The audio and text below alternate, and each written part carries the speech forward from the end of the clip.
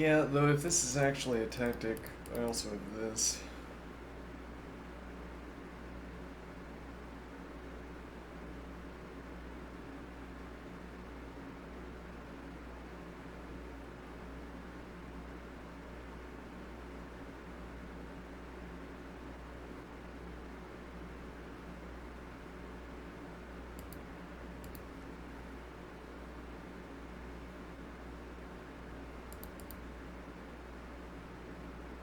Yeah, but I don't have that option for two reasons. I've already committed to e3. I say I don't have that option. I could still play f3.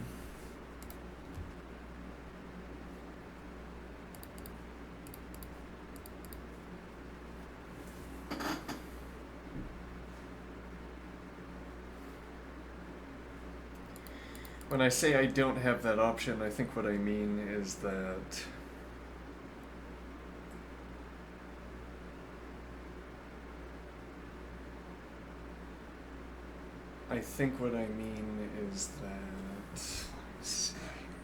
I would have to justify, or I'd have to come up with a line of reasoning that especially supports this advance.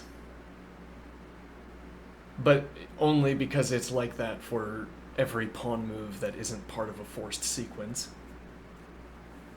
I mean, you can be forced to move a pawn to avert a tactic. But otherwise, advancing a pawn is a choice.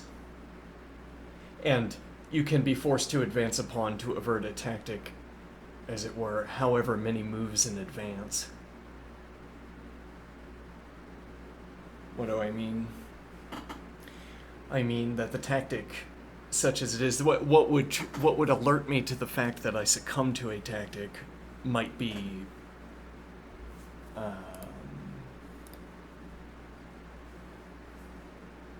the knight takes on c2.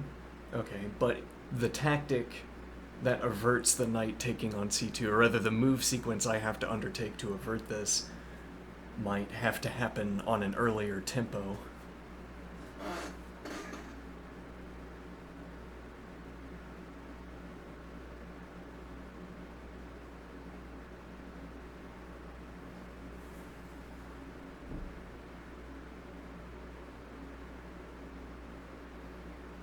And what is the point with this? The count, the number of tempi before the event. Well, so here we're going to use the word event, and we're going to mean the event is what alerts me to the fact that I succumb to a tactic.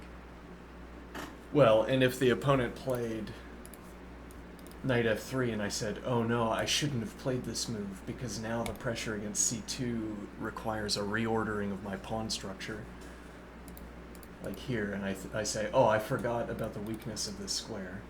Well, because now if I play here, I have to make a pawn move. Or rather, I have to secure c2 at any rate. I have to spend some tempo out of order. And it can't be c3, which might be the pawn move that I want over here. I have to make a pawn move under duress. I can't advance. Or, hold on, what am I thinking here? Right, if the next pawn move I wanted was c3, but I have to play... Well, I have to play, say, a3. Suppose I reach the conclusion that I must play a3. Though at this point I'm going to play c3 and king c2, I think, because you don't have any coverage over d3. And then we're going to push d3 as well.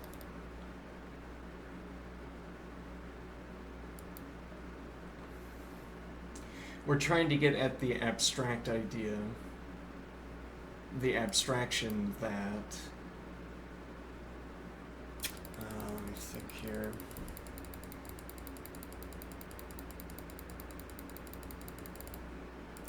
The abstraction that making a pawn move is a commitment that harvests.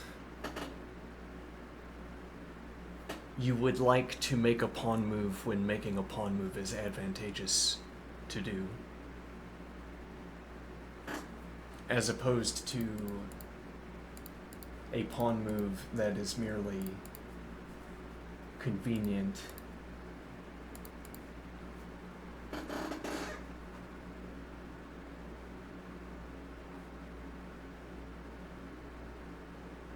And particularly if there is a rerouting, though there is not. Though interestingly, if you had instead played... I think you're here.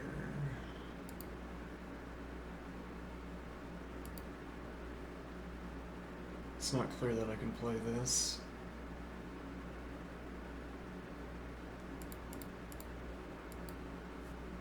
That would be the tempo expenditure up front. And now actually we might suppose I play... Yeah, but black has to commit this tempo. And now...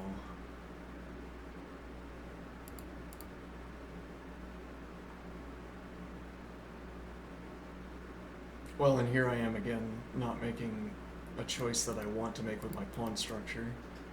Advancing here doesn't work because we give up control over d3. Whether or not white can, or rather, whether or not black can currently place a piece in this square.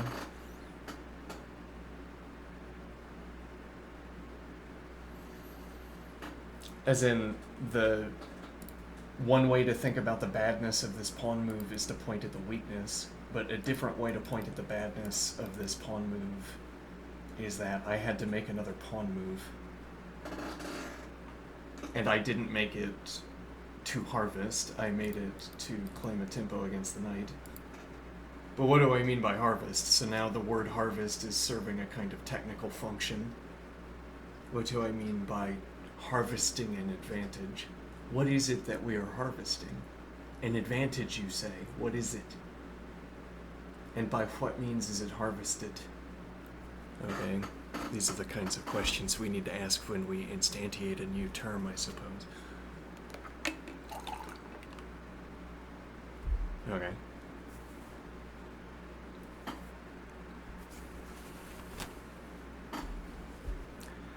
A kind of baseline example for harvesting an advantage out of a pawn advance is when you've locked your opponent's pawn structure. We're not close to that, no. You would have to imagine it playing out in this field.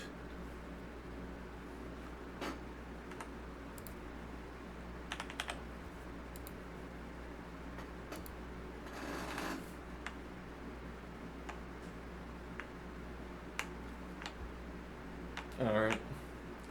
You have to imagine it playing out in this field. Okay, we got these 3 pawns and these 3 pawns. Alright, and at some point, as we advance these pawns and black counter advances as seems most prudent, we're going to arrive at a locked structure of some kind where black can't advance because black doesn't have point advantage on either of the advanced squares, any of the advanced squares. But white has the threat of advancing because white can obtain adequate pressure to support the next advance. Which is to say that black and white are seemingly trying for the same thing, vying, you might even say, for the same thing. And what they are vying for is the option to advance a pawn with adequate support. So a locked structure might be...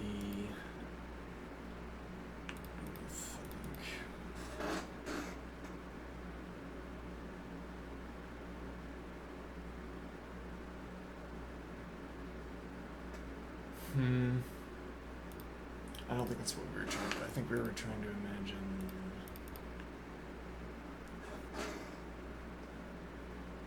Let me think here...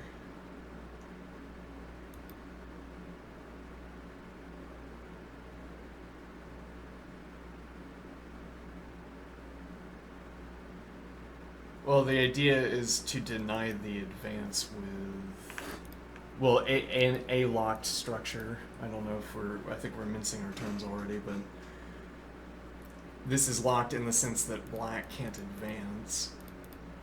If black also can't take, then white gets to sit and retain the option to take, which white will attempt to do under favorable circumstances.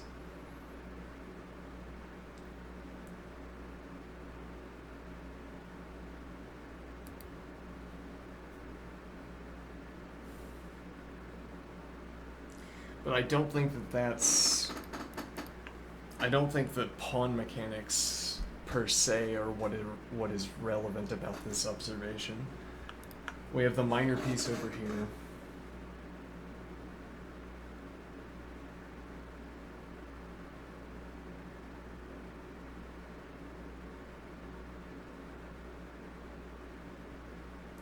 And we suppose we're going to chase it with a pawn. Well, for illustration purposes, we were going to chase it with a pawn. The idea is that now in this opening, black has secured this square for the knight against the queen.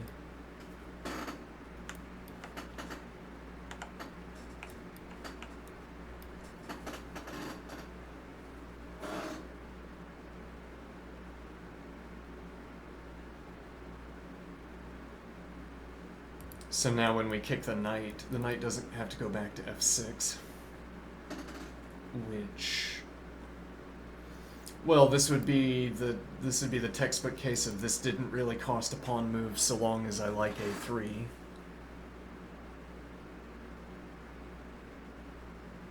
I mean, we could dispute about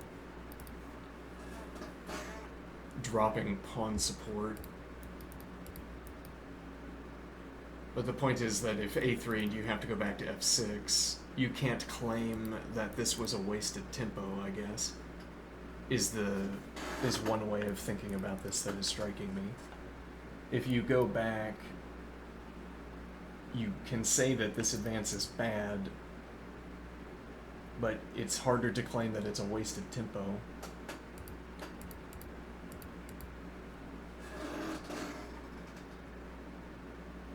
Well, because you were merely routing your knight efficiently. As it turns out, I don't think that this is... well, I don't know. What do you want your knights to do?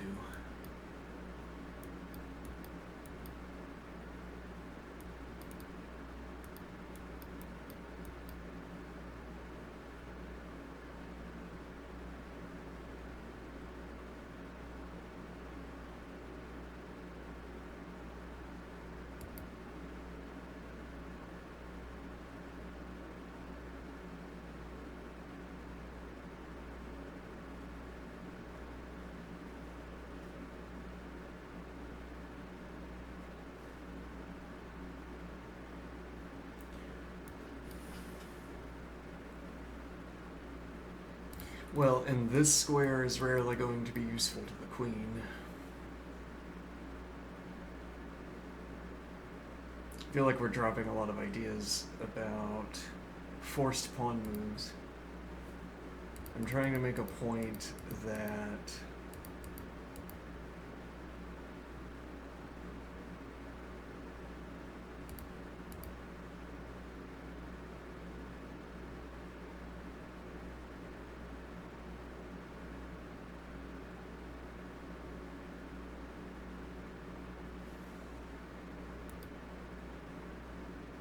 a pawn move, yeah, the easiest way to express this is with like a cliche that all pawn moves are permanent. That each pawn move... Well, so something that the games that we've been playing have highlighted. Let's go back to a more standard position that we've analyzed.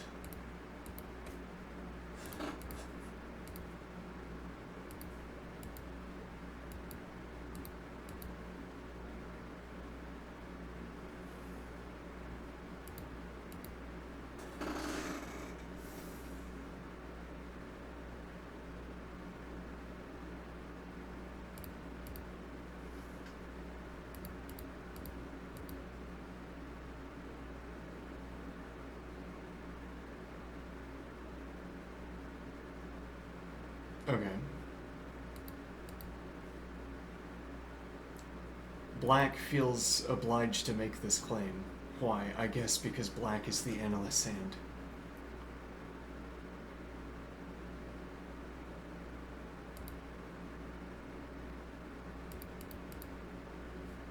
Because black could commit the error of over hastiness.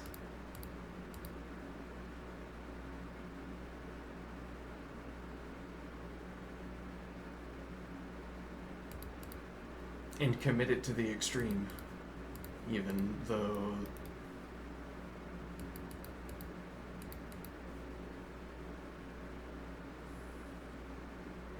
I can try to force black to advance. I mean, if I can overwhelm a point,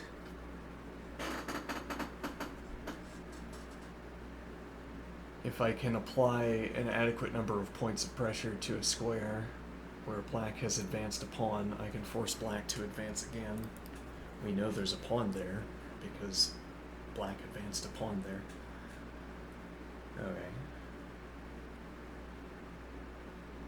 And now we could try to set up a state of affairs where both the square itself is untenable because I have too many points of pressure, but also the advance is untenable because I have too many points of pressure. Or at any rate, because you can't take and you can't advance again. Or there are, you could enumerate the possible pawn relationships that can exist after black tries to force an advance here.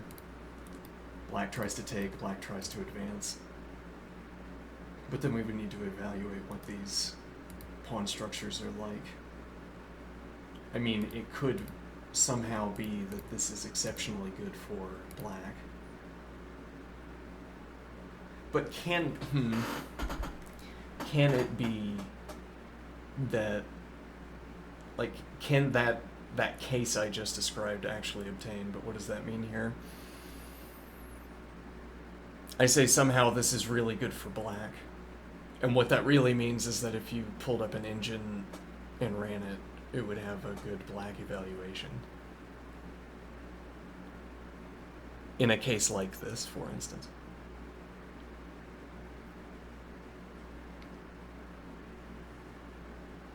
Okay, but what... So the question is, does it have to be the case that the engine could evaluate this poorly? Hold on, let me think this through.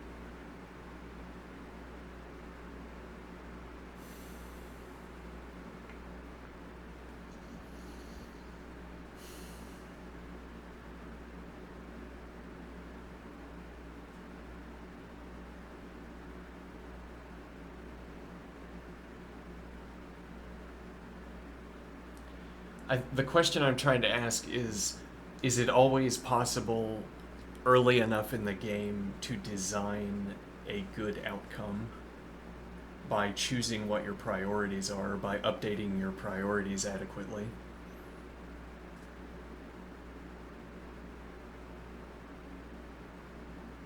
And what does that mean? Suppose black doesn't go for the advance, but spends a tempo developing, and we get the knight onto f2. Now, you say, knight f2 is not a good move, because the positional manual says that the knight should be going to f3 or c3, e.g.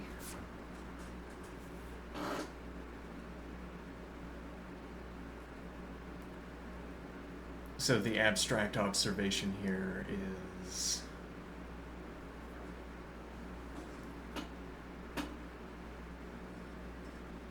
that construction of a good position The if you try to follow positional advice to construct a good position, what you are learning is openings, as it were.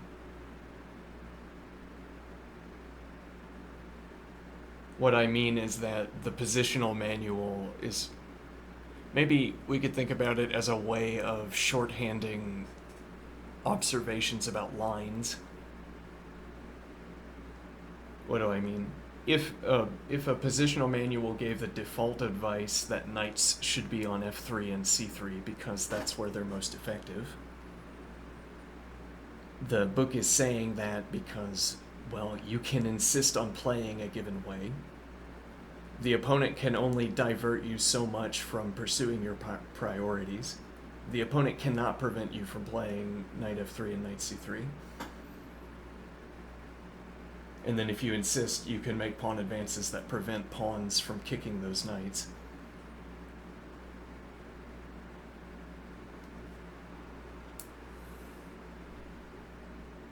So I'm saying you can insist on a way of playing. Oh, you can insist on pursuing the positional goods that you read out of the positional manual index. When you have the positional manual in front of you and you read the index and look at all of the good things that a position can obtain, you can continue to pursue that from the opening in chess because you can play your knights out, e.g.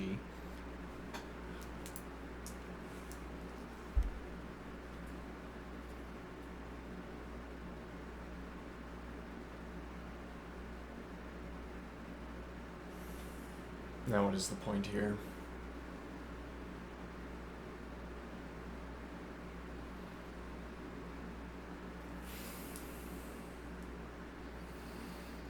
So knight f2 is not in the positional manual index. Knight c3 and knight f3 specifically are in the index, both directly in the index, let's say, and also indirectly in the index, insofar as when you see an index entry that says something like good knight move, I have a page devoted to good knight moves, and knight c3 and knight f3 on turn 1 make an appearance. Those are good knight moves.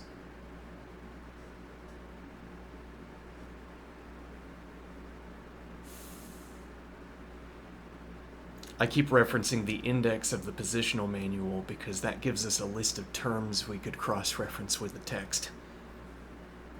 If you say, this is a good, let me think here. When you say getting the bishop to the long diagonal is an accomplishment and a developmental completion or success, for instance.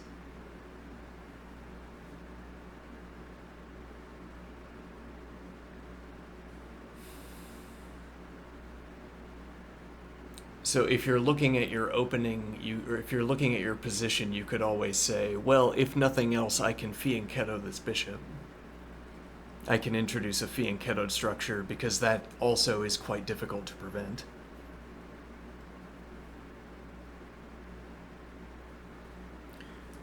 I mean, that introducing a fianchettoed structure can't be stopped from turn 1, and then if you pick successive turns, you'll find that it continues to be unable to be stopped. So on any of these positions, you could ask what your position needs and answer by choosing the fianchetto position, fianchetto structure.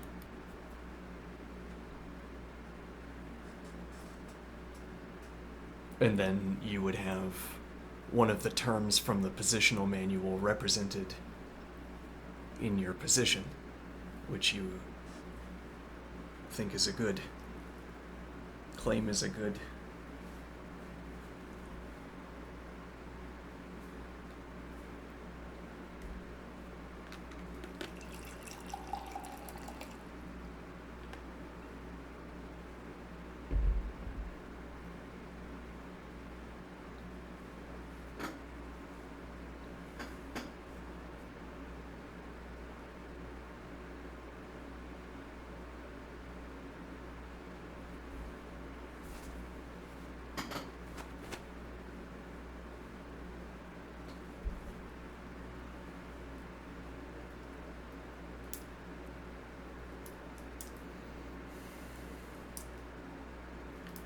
Now the point about knight f2 is that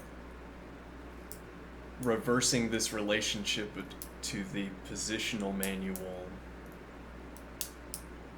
doesn't quite work in a way. Okay.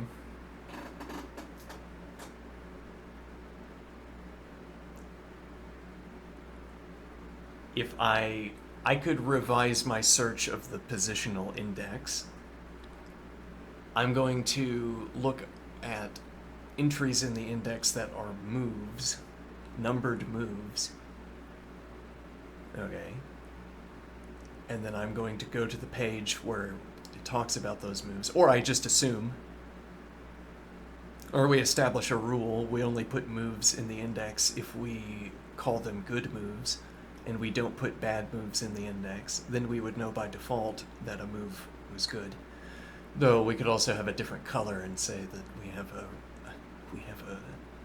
red good, and then an orange good. Let's see.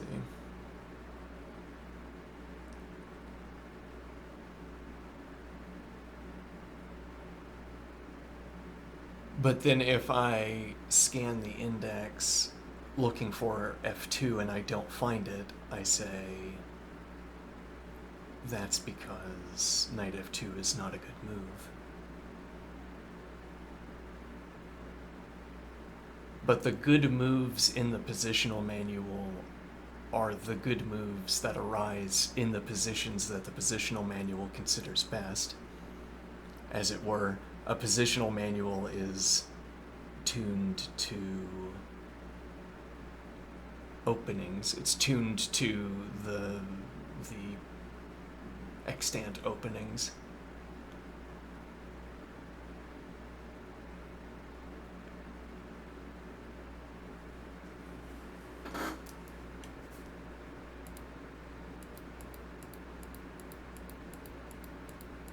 In this position, which we don't have to play notably, but in this position, knight f3 would not be a good move.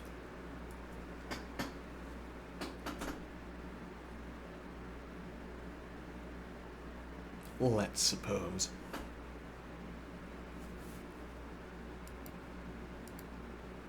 So instead I play knight e2.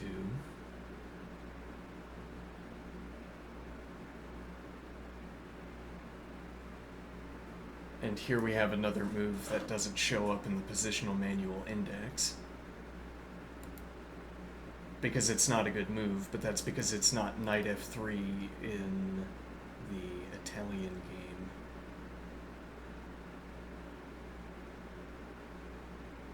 Gyoko piano.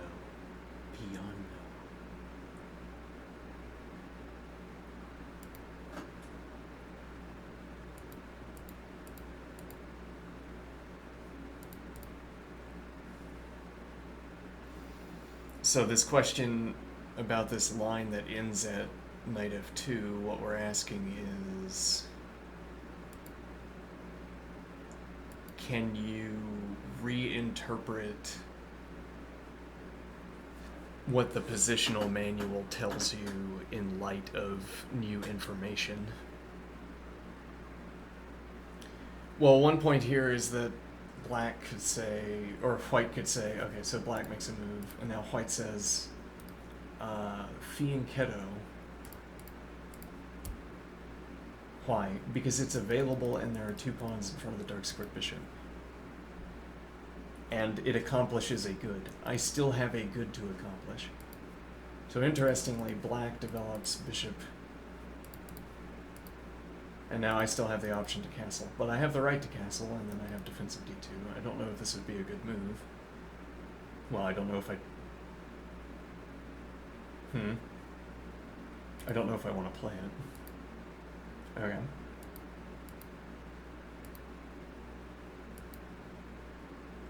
So what is my point here?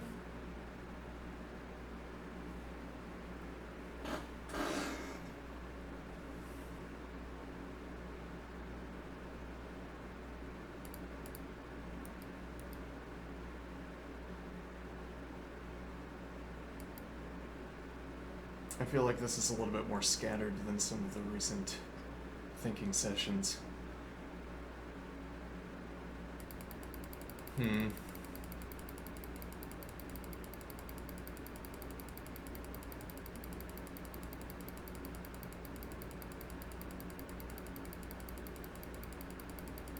This knight arriving on f2.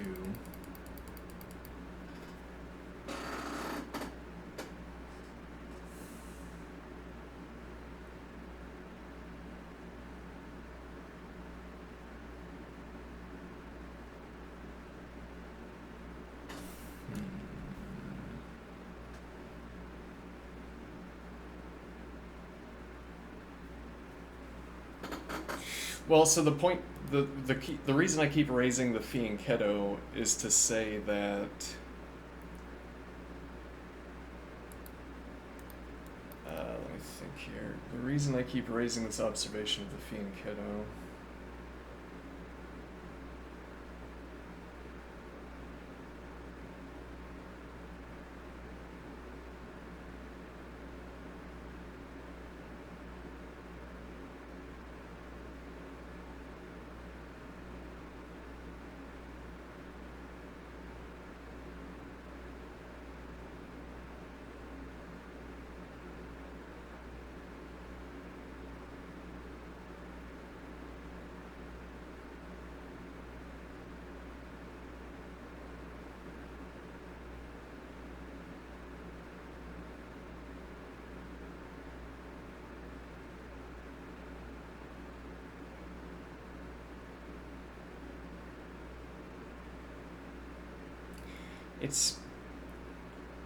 It's because the idea of a position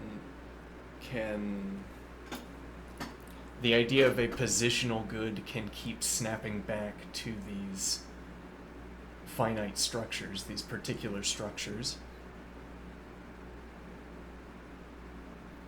As in, black's about to run out of things to do, run out of things cheaply to do that don't involve making a pawn advance. Okay.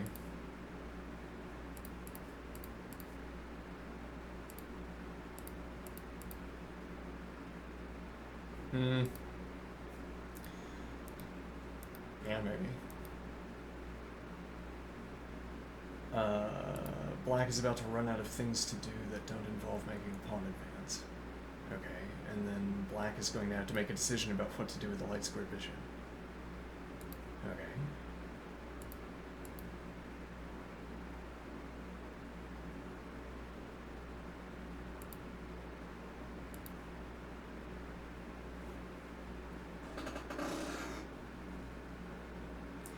This observation I'm trying to make is muddied by the fact that this could be the best move. As it were, even according to my own bespoke method of evaluation, could be that if I continued looking at this position, I would call this a good move. But I want to use it as an example of a malformed move. What do I mean by malformed? An insufficiently informed move. Okay, a move that does not reflect the critical characteristics of a position. And by critical characteristics, we could end up meaning tactics. As an example, if you miss a tactic, you have made moves that ignore the critical characteristics of a position. Because well, in that case, the only critical characteristic of the position is the tactic, if there is one. Characteristic of chess.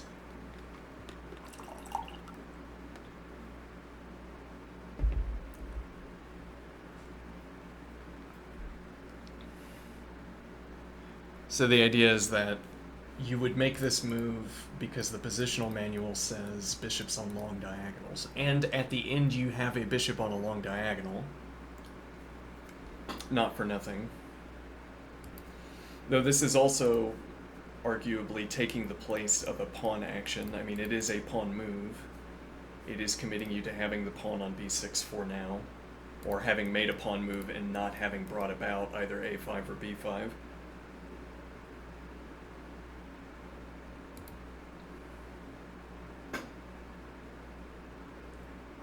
And the point here is that, well, it's like you're making a pawn structure here. The pawns that you've advanced into the center are not the pawns you are using, are not the pawns that are relevant to your current structural considerations.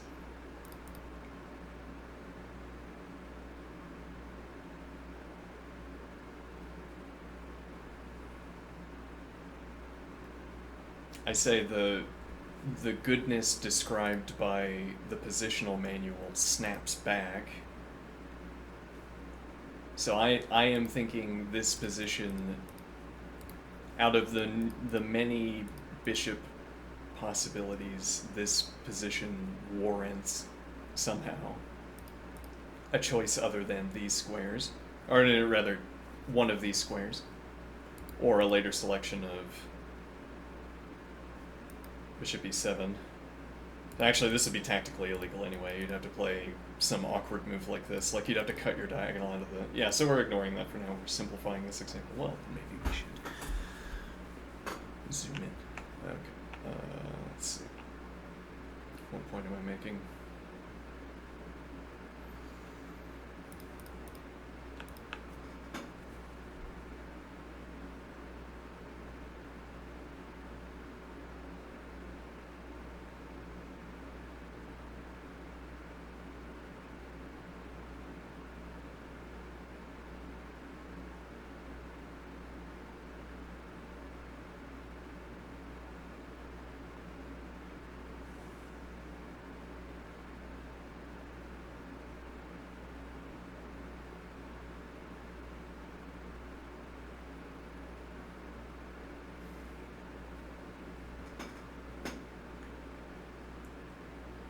Our preferred positional manual says that if all else fails, going for the fianchetto is usually pretty reasonable.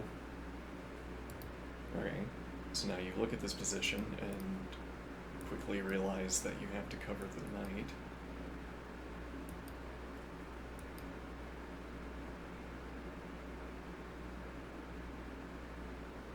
And now you're making your moves to center on, well, you're making the moves that are necessary to allow for a pawn move, and then you're making it.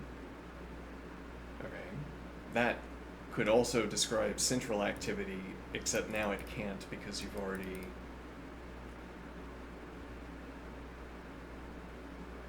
given up the activity. You've already traded off the activity for the advantage you claim currently to have.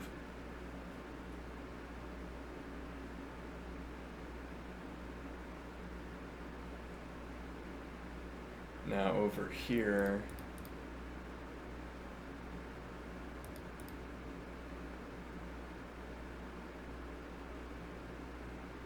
that particular description that describes both cases,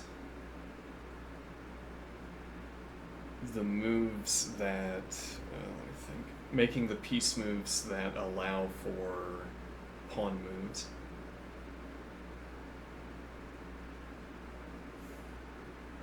In the cases where you are making structural decisions, you are making them about these pawns instead of about the central pawns.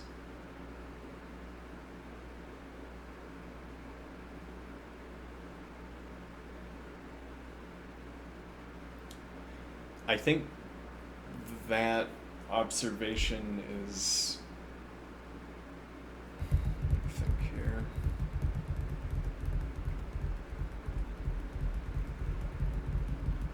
If someone went for the fianchetto, what we would say is that the player is hyper-modern and likes to control the center from afar.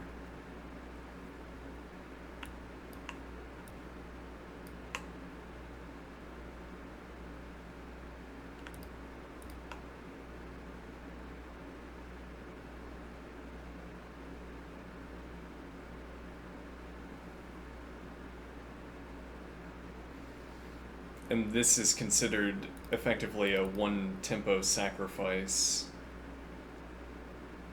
Well, you'd have to think about the pawn advances it supports. The idea is that you're sacrificing a tempo to decide your bishop faster. And then what's relevant about the bishop is that it provides long range pressure down the diagonal.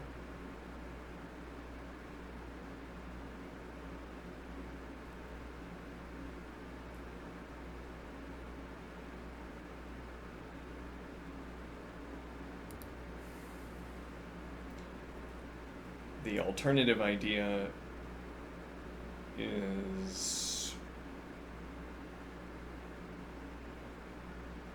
it's partially represented here. It's not a bishop but a knight. Okay, but the knight exerts, yeah, but then the knight makes it a kind of tricky example to use. The knight is exerting immediate pressure on its own surroundings, was the point we were getting at. Exerts pressure on its own immediate surroundings. Now you could say that's true of the bishop in the fianchetto position as well. But in this case, so by our own accounting, we're developing the bishop here to exert ranged pressure down the diagonal, not to exert pressure on its own surroundings. Okay, but there's another difference between these two examples, which is that the activity is about... Well, is that true though? That maybe that depends on how quickly whether I want to go for g4. I mean, maybe if you have knight and queen in this position, you must be going for g4.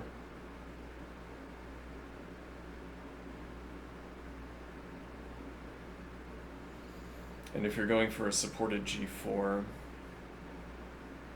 notably if you drop the queen back, you retain heavy piece support for g4, and you open up the bishop onto the diagonal to obtain a minor piece support instead of queen support.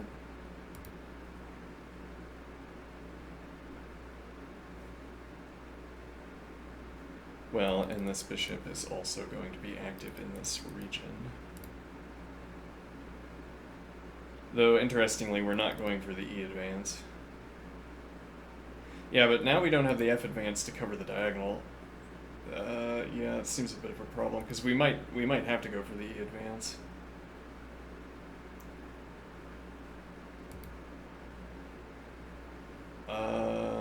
I mean, we can block the... Interesting. I don't think that this makes time.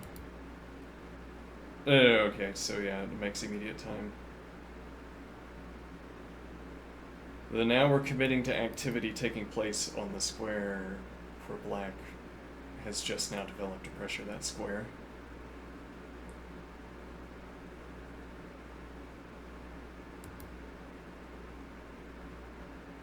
This is also committed to a pawn move, though what use we're going to get out of that pawn move is not decided yet.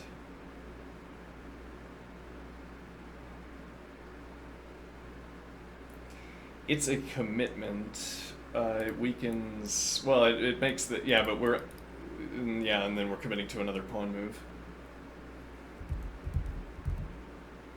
And here's a... Maybe I can get a meta point out here, though I seem to be struggling with that today. The meta point here would be that...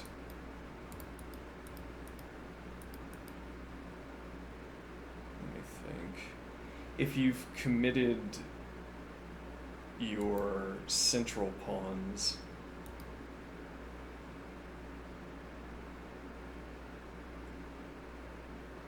I guess I'm trying to say that playing d3 is opening up d2 for more plays.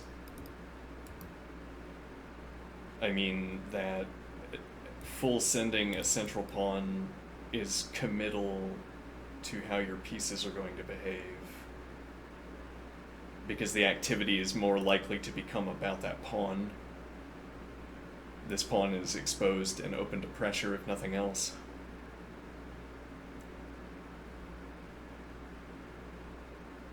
So, I mean, if white starts to pressure this, then you have the defensive options, but that's the point. You're being made to commit defensive options to this advanced pawn.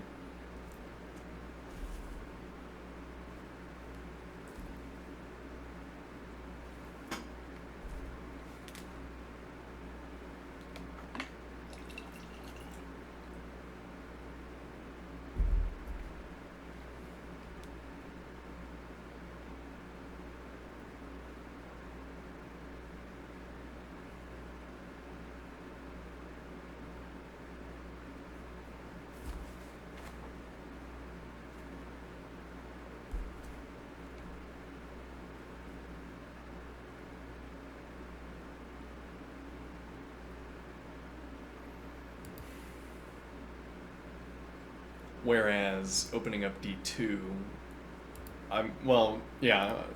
the claim we want to make is that this isn't making the activity about d3, nor is it making the activity about my advance, though currently I'm obliged not to advance because takes. But d3 is not about playing d4.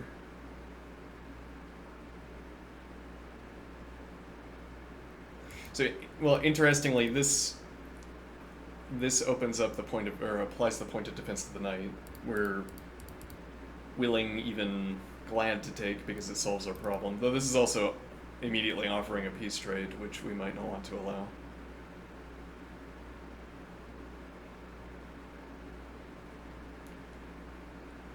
Okay, but the argument is that this solves our bishop problem. We no longer have to worry about this diagonal.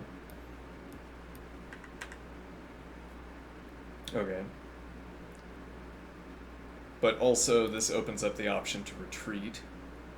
And then we have knight support for the e4 advance from d2 instead of from other squares. Okay, but that's... The point of that example is to say, okay, is to enumerate a sequence and then point at the sequence and say, look how many members it has. We can go to e2. We can go bishop, king d2, we can play bishop d2. Well, I say we can play these, but I'm saying also that these are prepared. Playing these moves each of these moves have continuations I would be willing to pursue. It's not merely I can place the piece here legally, but rather that for any of these piece moves I'm pointing at, there's a line, a sort of combination of lines that I could take where I make these piece moves.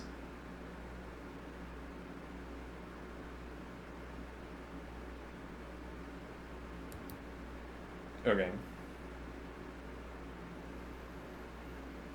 And the point of this observation, this isn't committal in the same way that a full send of a central pawn is committal, though they are both described by a pawn advance. They're the same thing in that they are both pawn advances, but it's not the case that this same well, and they're both committal as well in a non-technical sense. In the non-technical sense, they're both committal because you can't take a pawn back. Can't move a pawn back, whatever phrase you want. You can't move a pawn back, so it is committal, the same word describing both things. But in our context, committal is a technical term. What does it mean for a move to be committal? Pawns are prone to committal moves, or maybe it's only pawn moves that we describe as being committal or not.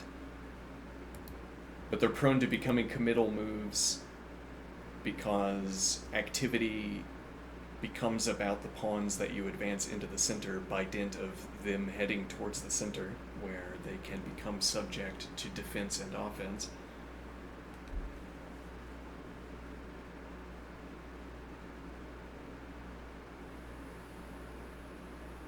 So this pawn move is committal because the game will become about this pawn. Your pieces will begin to gravitate around this pawn. Or if they don't, then you're not going to have adequate defense and the pawn will hang.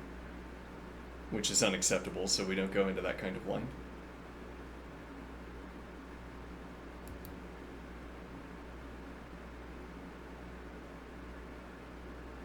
And so this isn't committal in that standard because the game doesn't become about this pawn. You know, if I was going for c4, if this was preparation for c4 in my head, and that's what I proceeded to do, then the game would begin to become about this pawn, either because it's getting dragged away, though then it's off this square, whether I care about that. This pawn getting dragged away, and now subject to whatever pressure black can mount from this collection, which is high.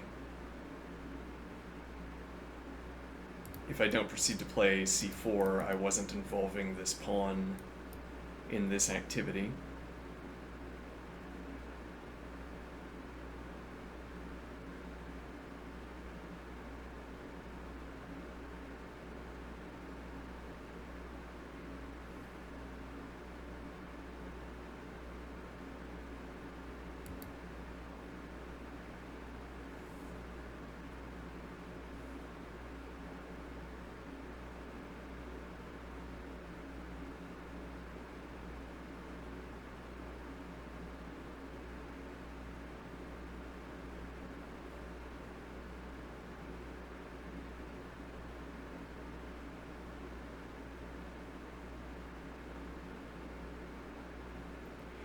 It is interesting that if I had a tactic as the easiest example, if I had a tactic involving these pieces, well, let's say it didn't involve these pieces. There's a split characterization of the pieces on screen. Okay, the 3 green are involved in the tactic, and the blue piece is not involved in the tactic. That would be strange, because you would be, if this piece is involved in the tactic, the knight would be moving and exposing the bishop, which features frequently in tactics. But okay, that means, so I am thinking that now we could do this, and only look at these pieces.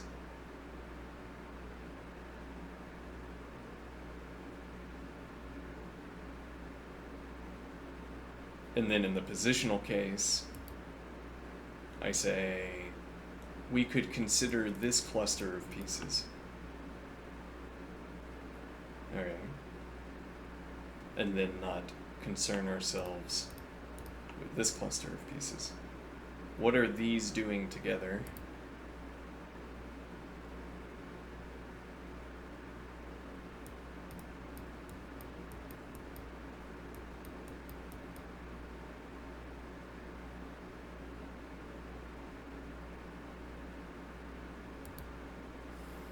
And well, the forest of arrows is what is leading me to dislike this move.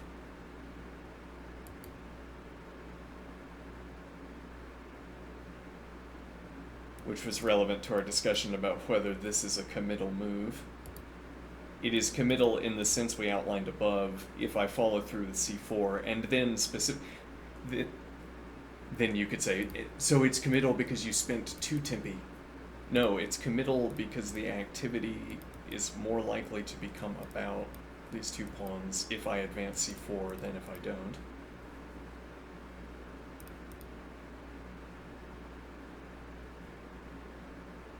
Okay, I might want the activity to become about this pawn.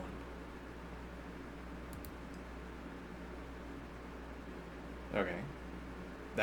Maybe that would prove to be an interesting, an amusing distraction while I develop my pieces.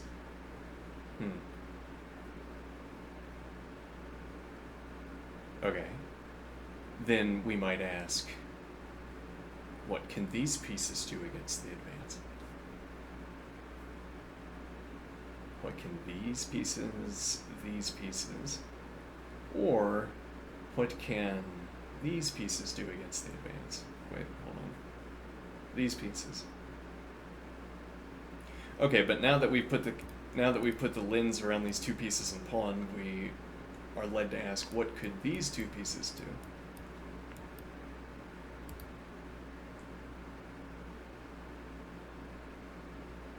The point being, I suppose, that I could cluster pieces according to what configurations I can bring about with them. So if I pick these 2 pieces with this window, I talk about what I can do with these. So yeah, I'm supporting this advance. Not a lot, as it turns out. Though, we could also talk about the defensive characteristics. What happens if white begins to apply points of pressure? An interesting distinction between asking how stable a position is and how destabilizing is it.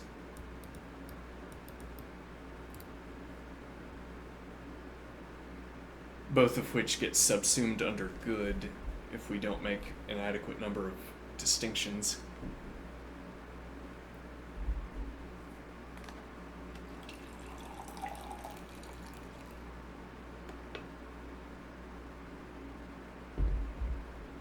So I'm saying the stability of this position as opposed to its destabilizing. I had the grammar, or had the wording, but lost it. Okay, how destabilizing is it? We can pressure here, we can make an advance. We could extend the window and talk about this, with or without the piece.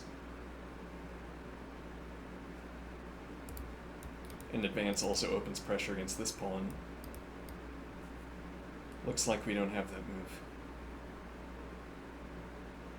Though, that is a little bit distracting to say, I think. I think it's a bit... Let me think here. This configuration, this one tempo configuration in this position,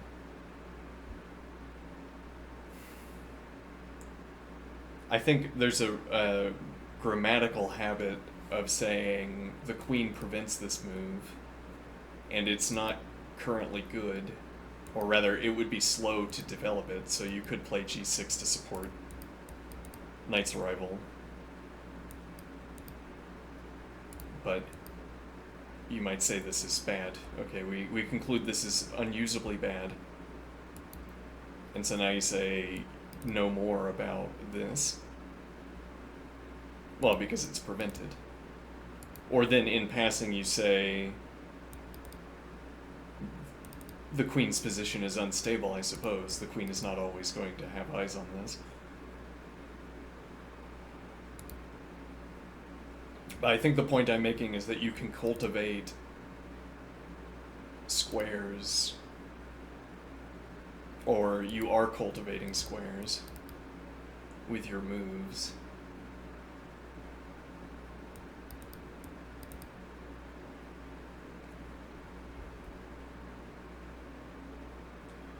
Cultivating squares with your moves, and the... let me think here.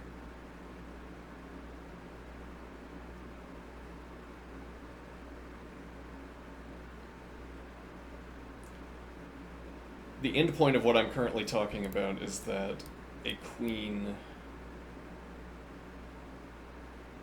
will find it a weighty burden to prevent the knight from landing in this position. The queen doesn't want to be here preventing a knight from moving. The queen wants to support whatever long-term activity is necessary to divest of any activity. We don't want the queen involved in activity. We're trying to exemplify the positional manual's admonitions against queen activity to an exceptional degree, to a definition-breaking degree. So the positional manual says don't pursue early queen activity. We're obeying that suggestion by arriving at even a lower level of activity than from the initial square, which is exposed to heavy pieces. So it's like saying the fact that the black queen is still on d8 is a violation of the positional manual not to develop your queen. Because and in this case, or in any particular case, because the board state you're developing is such as to activate the queen on its home square. You have indirectly developed your queen by making it active where it is. The positional manual's admonition is not don't move the queen, it's don't involve the queen in early activity. But black is implicitly, or as a side effect, making a position where the queen is involved in activity. Though then maybe that speaks against c3, I don't know.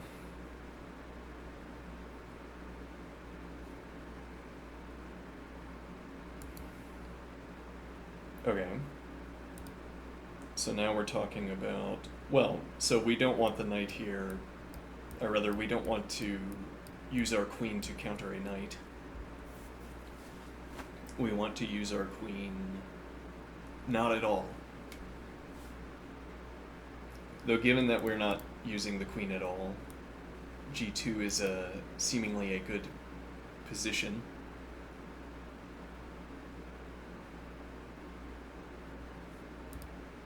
There's no light square bishop counter on g4 anymore, incidentally.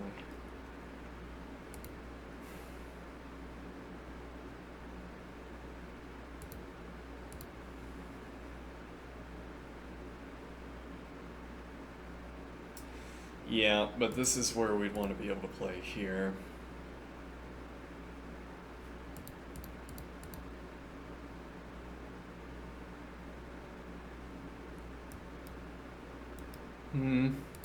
Well, we still have control over the whole. We have the bishop defense on c2.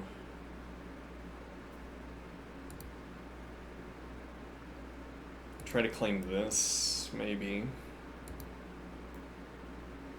Our remaining pawn advances are on the queen side.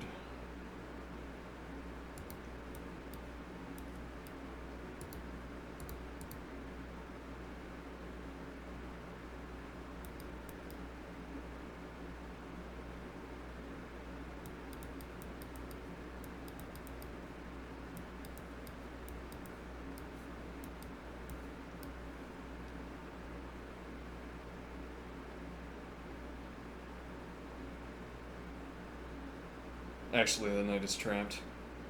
Huh.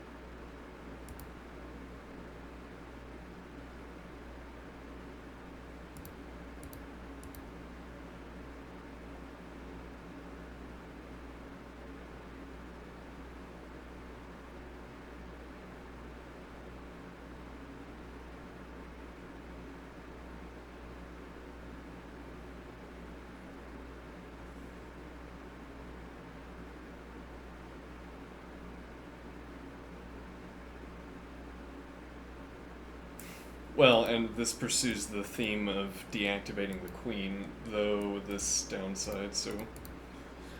Uh-oh. Though it is not the g4 advance.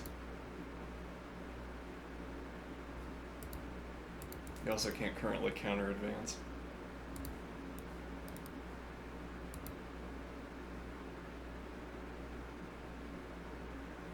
Why did we commit the bishop through to d1?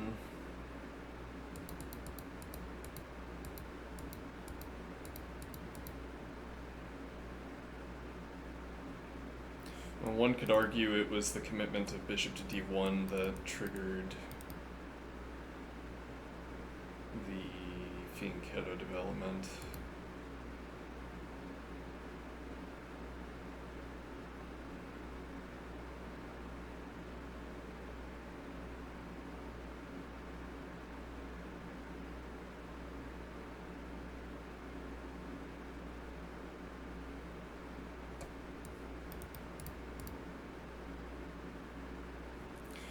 Yeah, though, well, f advance seems pretty plausible, actually.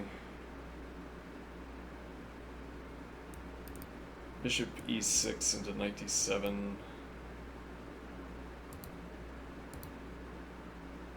Seeing the reasonability of an f advance, I retreat the queen to g2. Okay.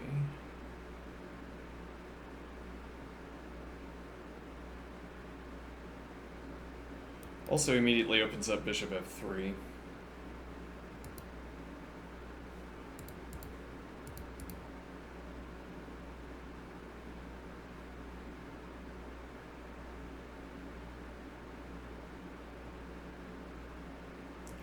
I guess what I want to keep saying is that my pawn move isn't committal, in this sense that yes, I had to make this advance, but I want to say I wanted to do it anyway. You didn't make me do this. As if that were our terminology for discussing positional quality, though it isn't. Um, let's see. And the point is...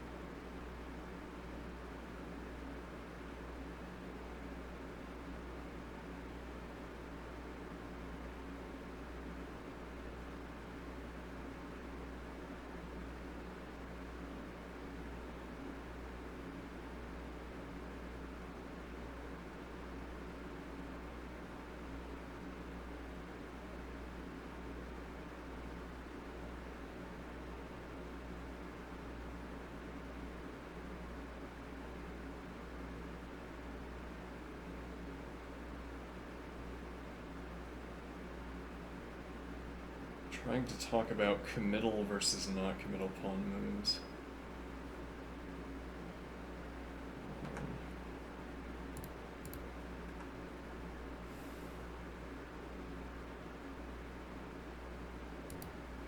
So we say black made white play d3. Commitment in pawn moves is about how likely a pawn is going to become embroiled in activity. With, I guess, an idea here being that if I played c3, I might later play c4 and say I sacrificed a tempo earlier for the value that a move provided me. And this isn't committal because for pawns the only activity is pawn activity. I mean that the only pieces never plant that rarely, we'll just say never for practical purposes, pieces never plant themselves where pawns look.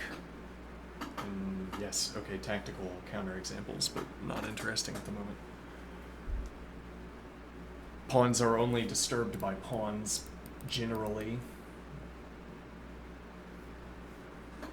So the pawn activity you'd have to bring about here first is dissuaded, and then you'd have to spend 2 tempi. So this isn't making this pawn more likely to become embroiled in pawn activity. By frustrating the movement of the knight, it might be making that more likely in an indirect way that the knight wants to support b4. Now because you can't advance the knight, you'd have to drop back. Though in either case of dropping back or keeping the knight here, I mean, you have pawn advances in either case. You have the 2 pawns here, and the knight drops back, you get the 3rd. Or the knight doesn't drop back, it stays on its square, and then you still have this activity. So the point being that there's a way to make the game about c3 either way. Whether the knight drops back to claim 3 pawns, or you keep the knight here to use 2 pawns.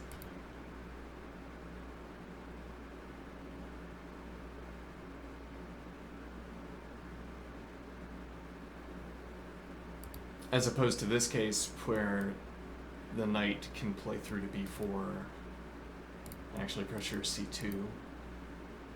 Actually, for that matter, you might have just done this right off the bat, because we didn't prevent it. Interesting. Okay. Though if you play through, then you follow through with bishop d1. So actually, it's not a good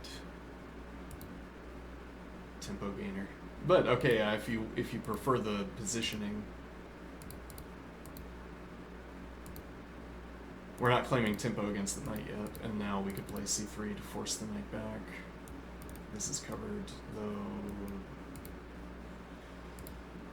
Well, yeah, actually, this immediately allows the trade, though here I can get up into g2 and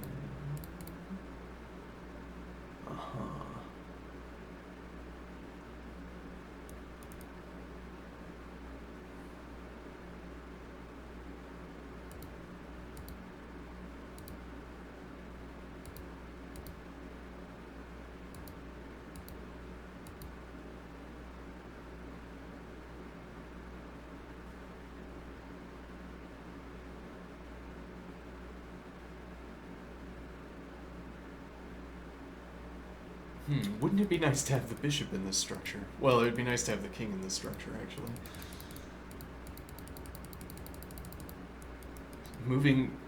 We're going to move the king into the activity.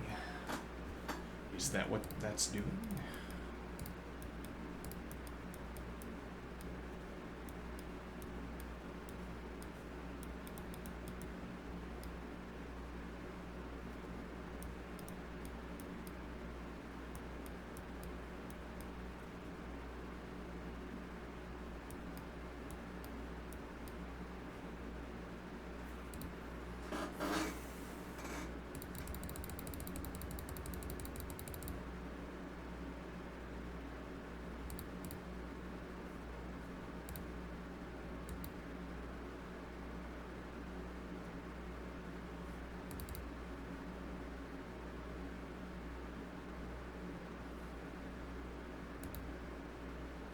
Yeah, well, we spent the tempo on the bishop. It's not obvious that we wanted to follow through here. It buys us back this tempo with a claim that the bishop is better on this diagonal. Whatever activity we choose over here.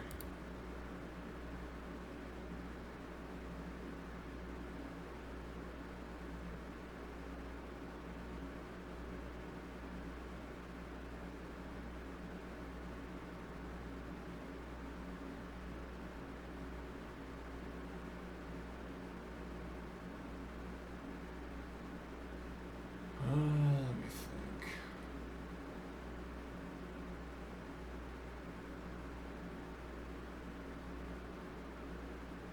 Yeah, well, actually, I'm kind of thinking like bishop on h3.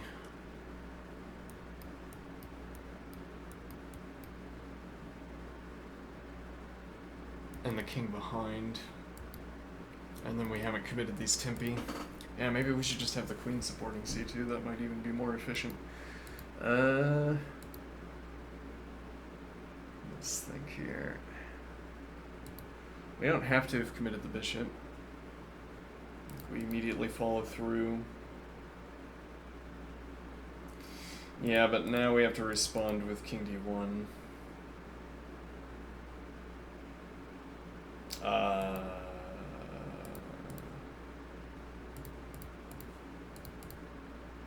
Actually, you have knight support.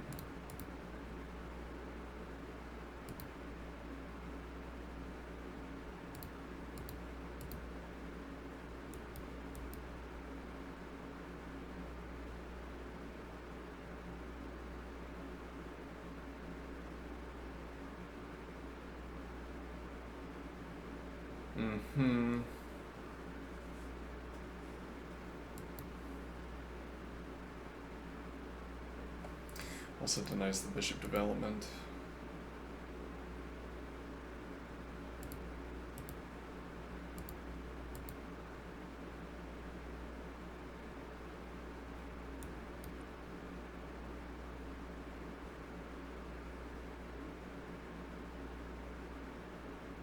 And then castles queenside.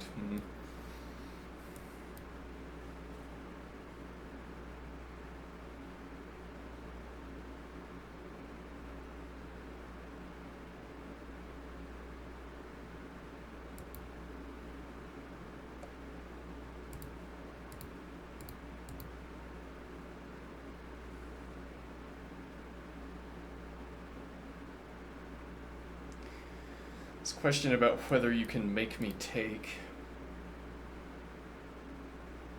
I still have the option to take.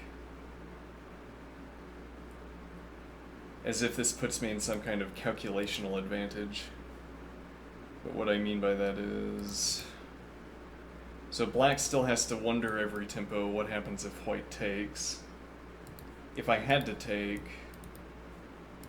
I mean, it's like asking, I don't have to care about whether taking is bad. If I had to take, I would have to care about whether taking is bad. But I don't have to take, so I don't have to care. Conveniently.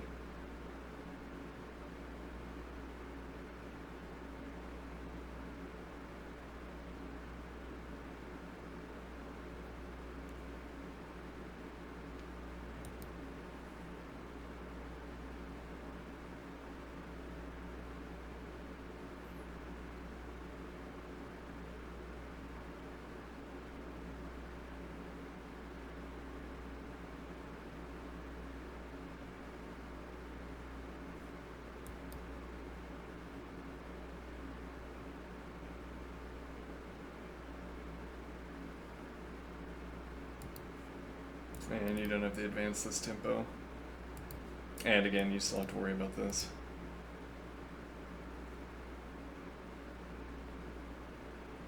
And h3 is persuasive, I think. You don't have a way of getting pressure against d1, as an example, which would be the tail end of successful activity along this line, as it were. And king back to b1.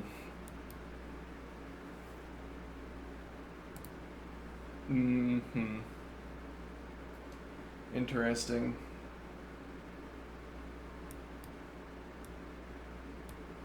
With bishop still on d3 or without, going for the A advance and then the B advance.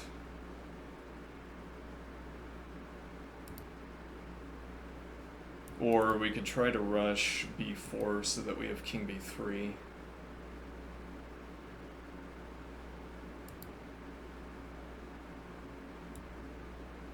I'd say black's preference for where the light squared bishop goes has updated, though if so, then you are avoiding pressuring this pawn. I mean that if you play... Let's say you keep trying to support this, then you would need to move the knight. Actually, you could spend this tempo up front as a dump tempo. Alright, and now if I tickle, and then you drop back.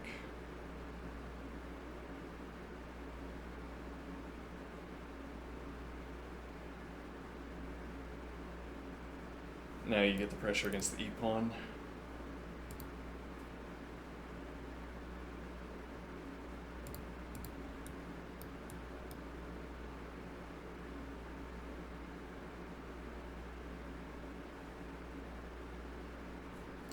This knight may be supporting the wrong squares, though more support for e4. And more support for this characterization that we're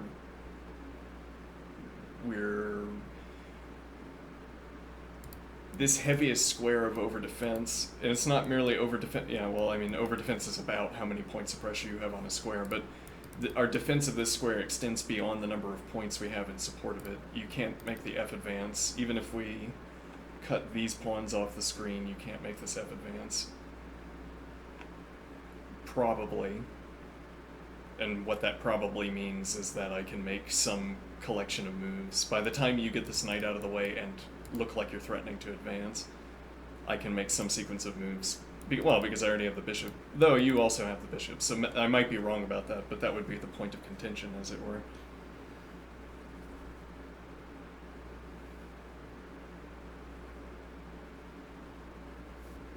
Okay, so the idea here would be, well, it's black to move, so the idea of the move sequence.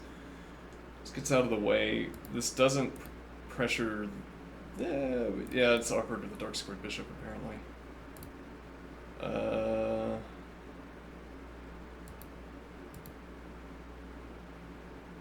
Yeah, it immediately evacuates. I guess this is the idea that if we don't follow up with the second... Yeah, though if we don't do that, you also don't have this point of pressure. What you'd have is support for some longer range follow-up.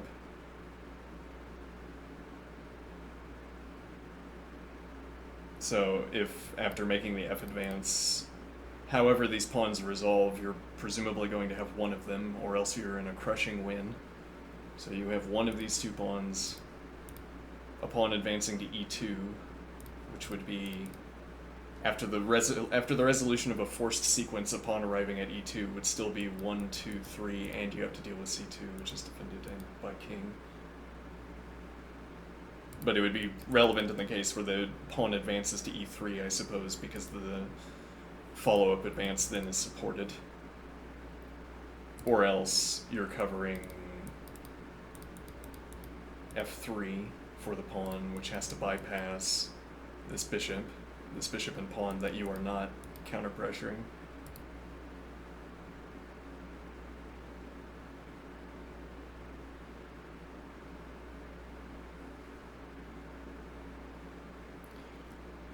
One wonders how readily I can deny this square to the light-squared bishop. Like if I pursue that as an aim.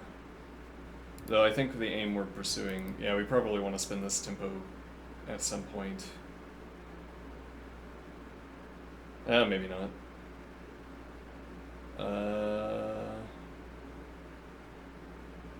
Well, again, to threaten advancing the king, now that the bishop has dropped the diagonal, we could claim, yeah, we could do this immediately if we wanted, though,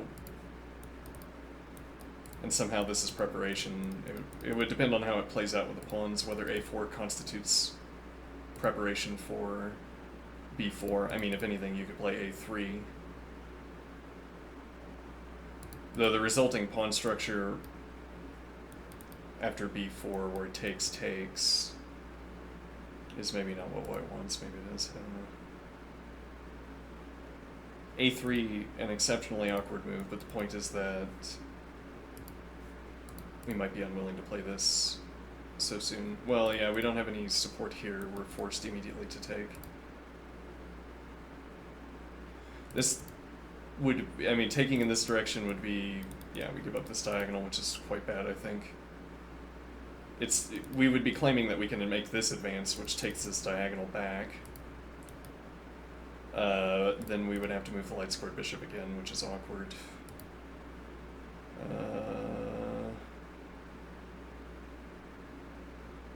Bring the king around.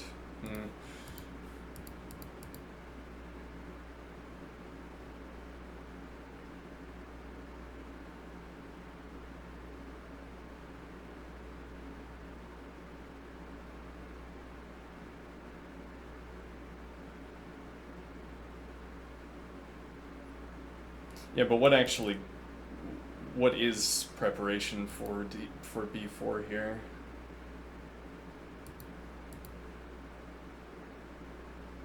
And why is it this, if it is? Well, this hasn't punished me for making this move. b5, the follow-up, can't be played.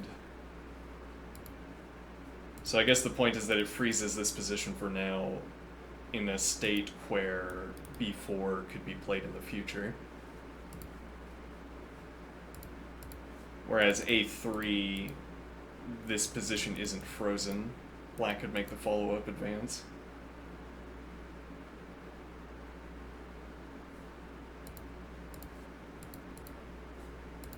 Though maybe, hold on, maybe more so this double denial on b5. We don't actually need the pawn for that, actually.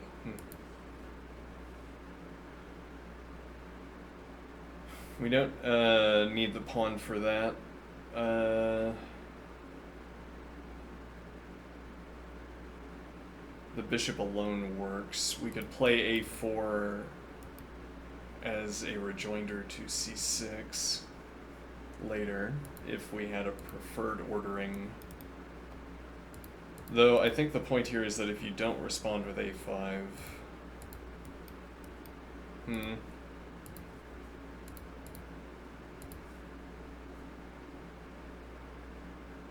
difficult to say.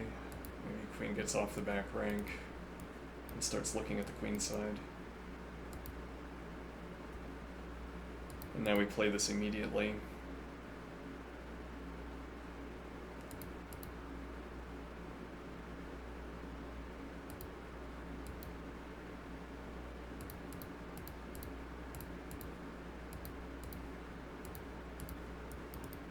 Tempo's short to reestablish.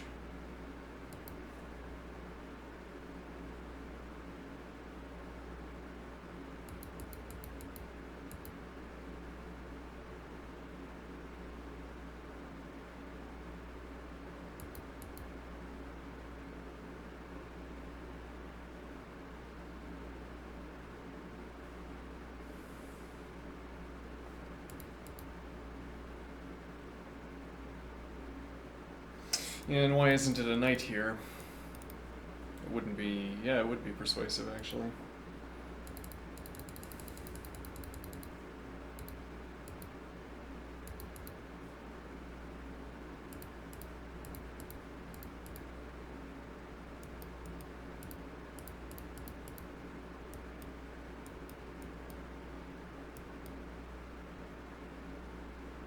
Mm-hmm.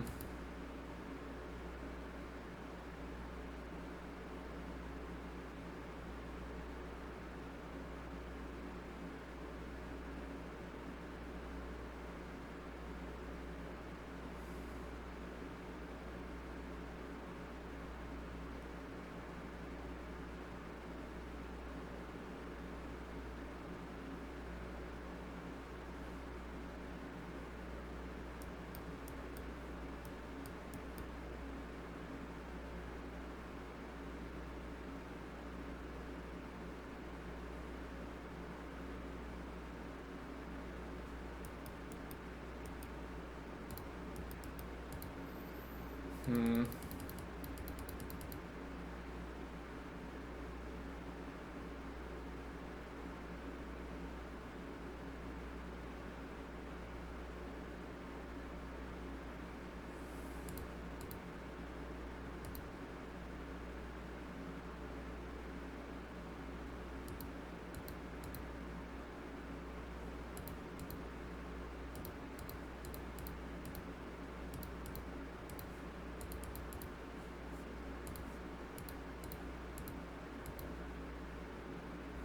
And here again we would need the knight.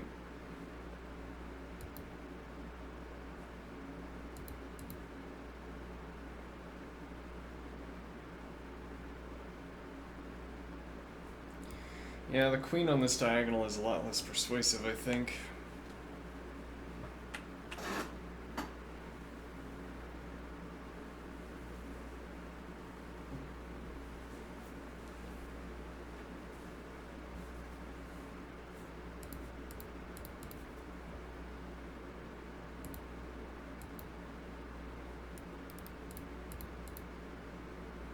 No. Hmm.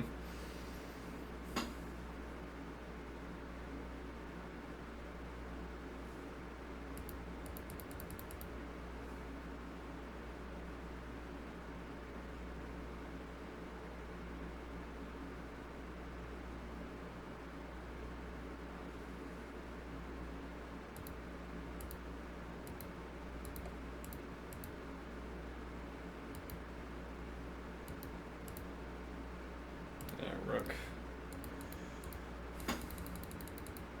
It's not good to get involved in this activity so early.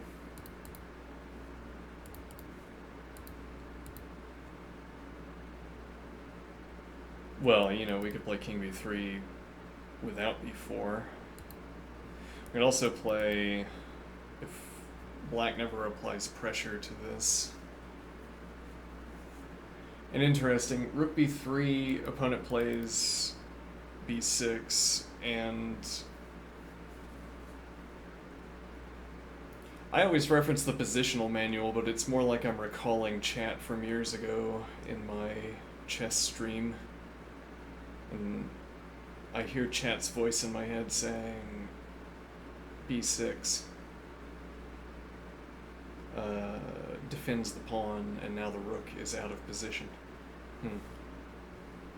On the other hand, if you have to play b6, that by itself is a positional win, because I've forced you to commit to a pawn move. If it turns out that out of all of the possible pawn moves that was not the best pawn move, then you have made the first pawn move on the queen side and it was not the best one. We have made our advantage concrete.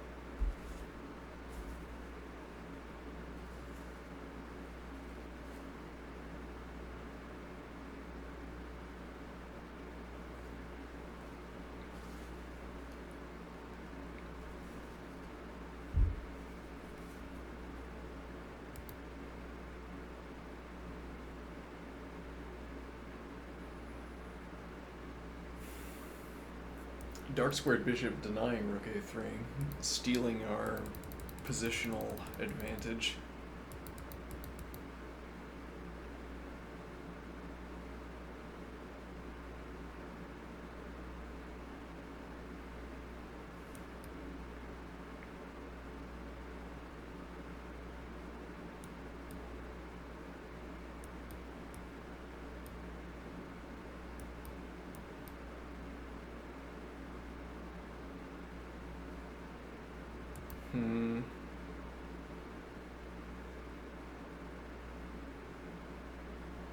Yeah, we don't have any knights that can take advantage of this whole...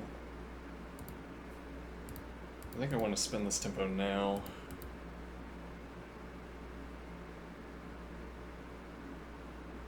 And now the idea...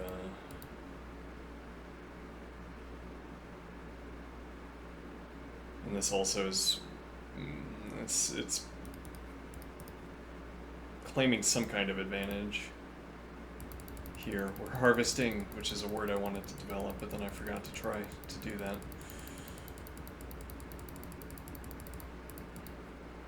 Knight f3, as opposed to waiting and seeing if we prefer some alternative, well, it could be through to here.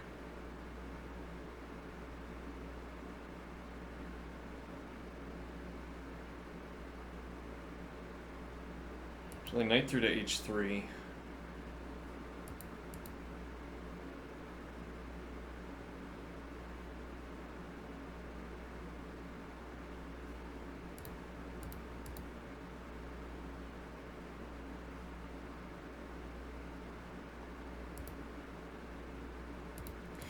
If I play knight to f3, I feel like I want rook d1 less. And the reason is that I want the option to move a knight near to the king, but if I play rook d1, I drop that right. Whereas if I play knight e2 here, I have the option of moving a knight close to the king.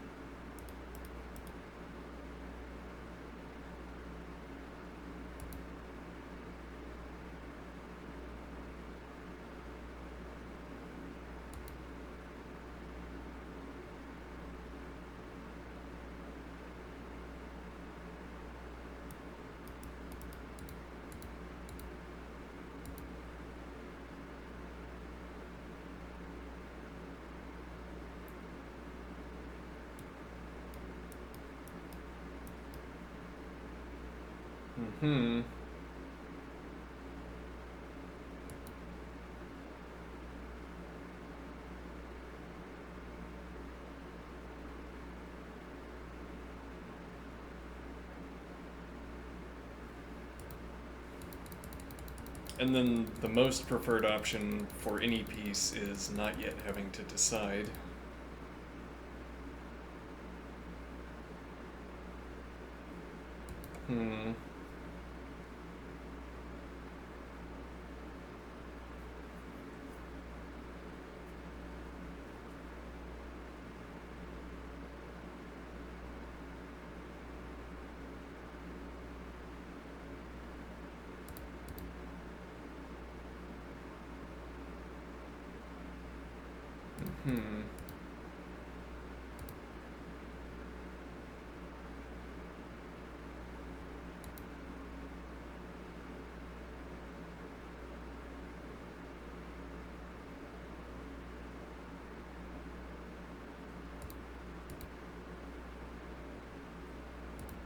Hmm. Seems like black's capture is fine. Though it gives up the point, in a way, that now I get to advance into your bishop again.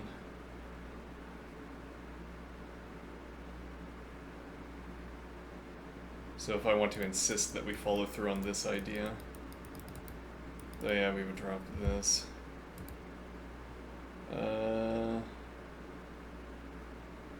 Well, and that's a characterization that's floating around, which is that I advance this pawn to threaten the h5 advance. You deny it, and then... And now I haven't forced you to capture either. If you say go for the a5 advance, now I am...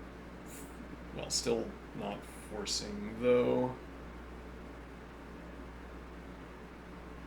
The circumstances have changed. I mean, we have obtained the option to apply an additional point of pressure. Actually, we now also open up bishop out, or bishop back to e2 to provide this point of support. Let's see. Pursues the queenside advance, and now this is with winning pressure, so you take.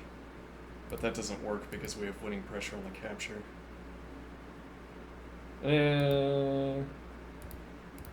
Well, you have to claim this is bad. Well, now it's like we have the pawn back as well, and we're once again in a position to threaten the advance.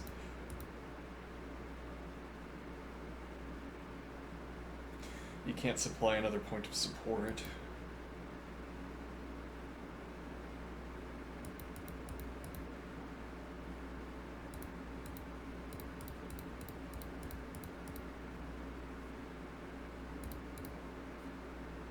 Yeah, but now I don't play the move.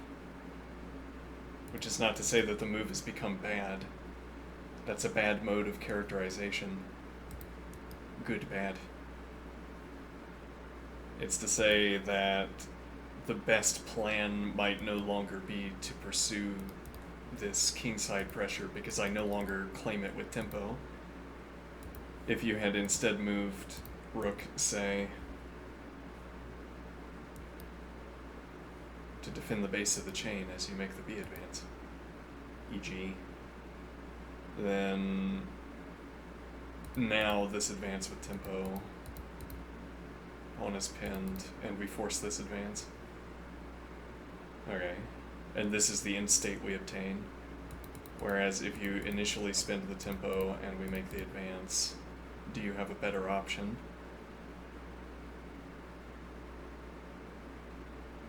Huh. With bishop support.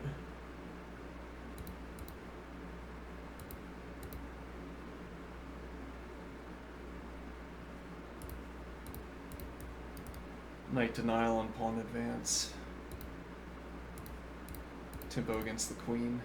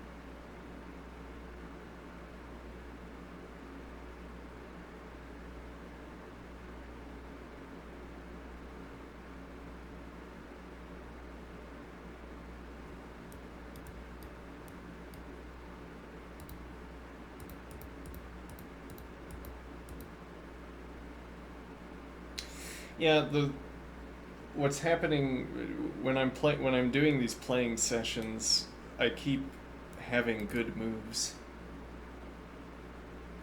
But I keep having good moves for reasons that I'm not immediately pursuing, or the sources of these good moves, as it were. The justification. Mm-hmm.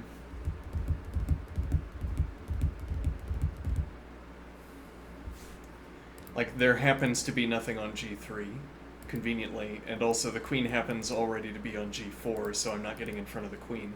Though then it's also good that it's good for the queen to be on g4, because if the queen were unstable on g4, then it's no boon to have the knight on g3 behind the queen.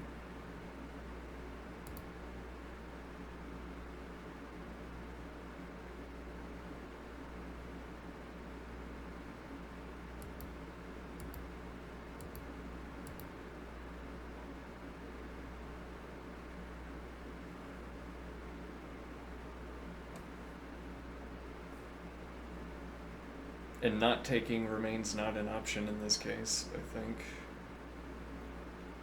Becomes not an option. Here with now check. You can't make the follow of advance.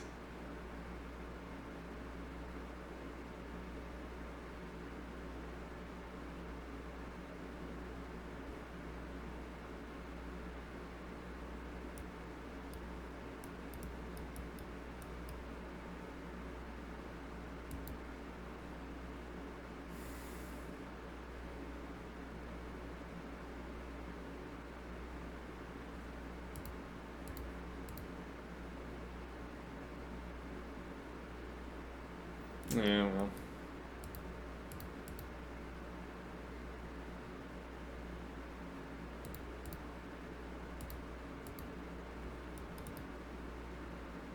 Mm-hmm.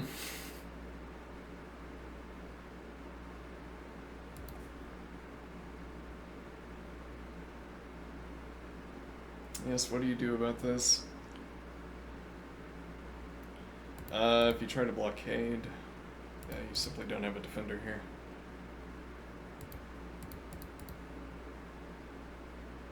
We're claiming this trade is good, but though why? Well, we're claiming tempo, I guess, is really the claim.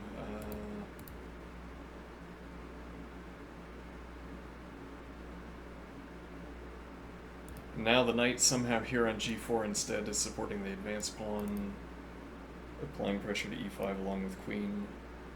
We're the ones who choose when this happens. Actually, no, we're not because of this. No. Bishop covers mate. Rook doesn't.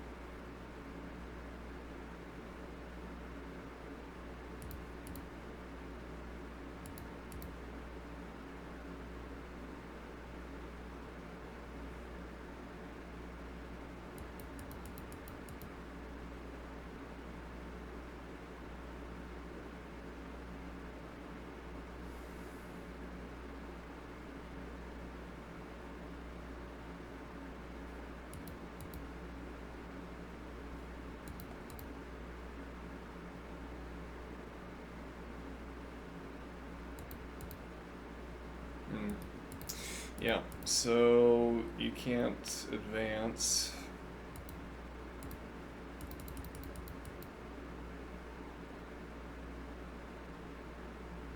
Yeah, sometimes when tactics arise, it feels like chance has gone awry. Chance has frowned on us.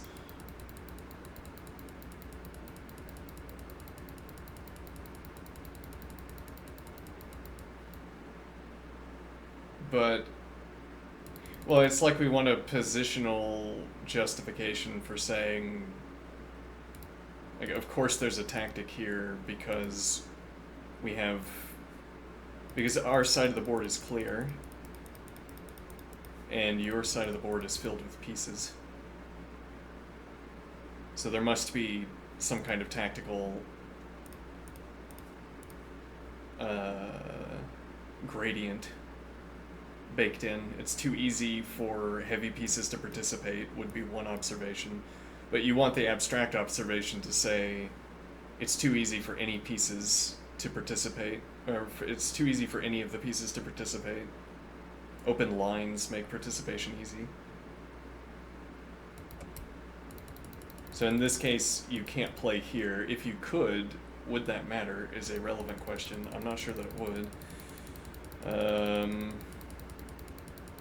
So we're denying ourselves this move specifically. I could go ahead and take. You only have the king recapture, and if you decline, then at minimum you're down 3 points of material, and I still have a mating threat.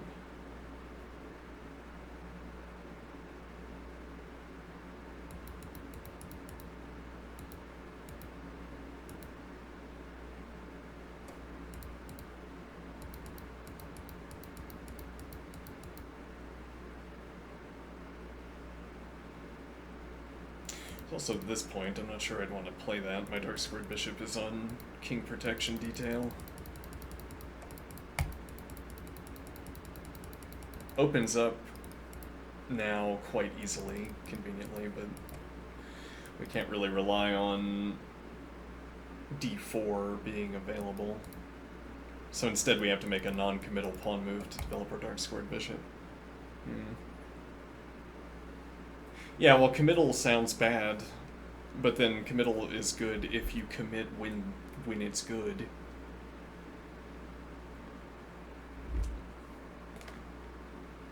If d4 became good, playing the committal move d4 would be good.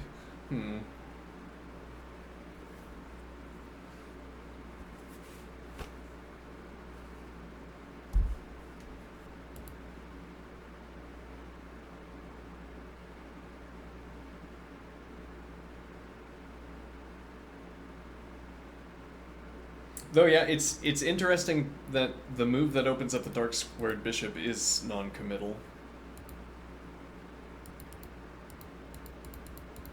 So you don't waste the tempo, or even we could go back further. It's interesting that this pawn move d3 is not committal, that I'm not... Well, pressure down the file and the king covers. We have rook d1, the rook hasn't been involved in any of this activity. So if we had to move the rook over here, we would say all the same things about these pieces. So I suppose. I don't think the rook was relevant in any of the observations. It's sort of a methodological point. Okay, so the rook could have been on d1 for any of those observations, and we would not have said anything differently. Okay, so if we required rook to defend d3, that doesn't change the state of affairs over here, except insofar as it costs a tempo, which could be used to change the state of affairs over here for black.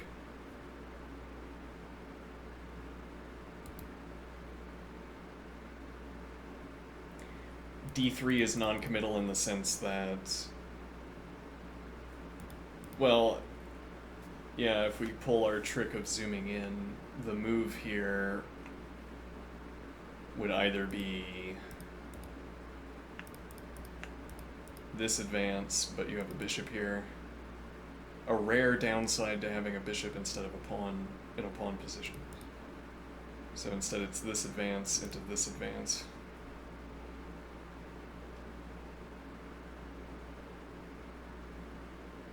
But if you make that advance, then we drop the bishop back somewhere. Well, yeah, I guess we would have to be quick about it. We might have to check that out, actually. Well, you can't make the follow-up advance. You don't have support for it. It's difficult to obtain that support. This bishop... Well, and then, okay, a broader observation is that this bishop is out of position. The bishop could have been back here, back here.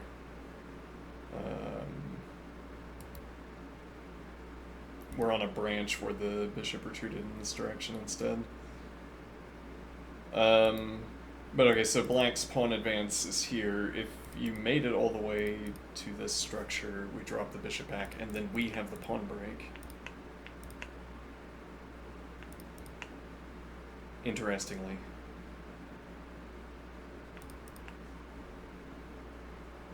Actually, both of these moves are pawn breaks, though black ultimately ends up with the decision of whether you take in this direction, or allow through.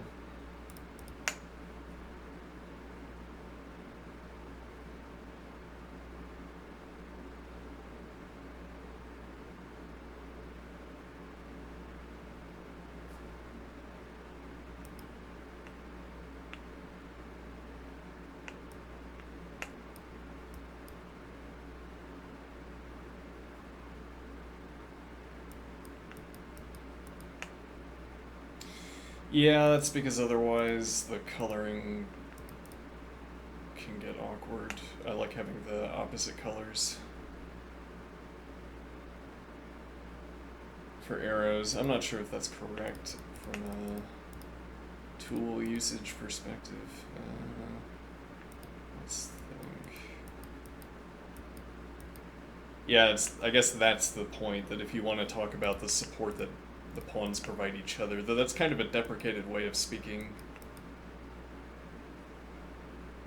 As it were, it's baked into the position, so why would you point at it? The reason you would point at... Well, and yeah, okay, never mind. Because if you're counting points, if you're observing activity, like if this is on the board...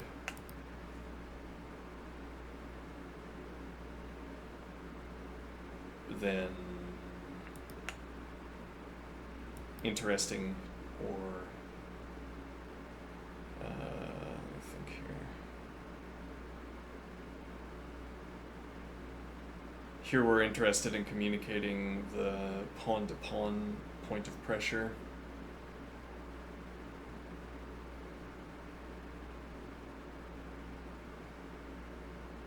Well, as we currently use arrows to indicate outgoing pressure from one color to the other, as in when we're talking about this, and now we want that also for talking about our own pieces, and now we're saying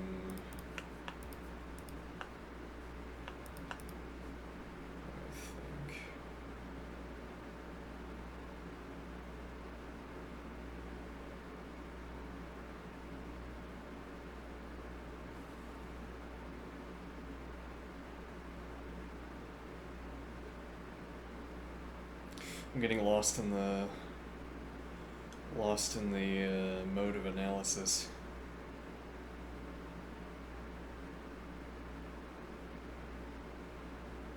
I'm trying to say...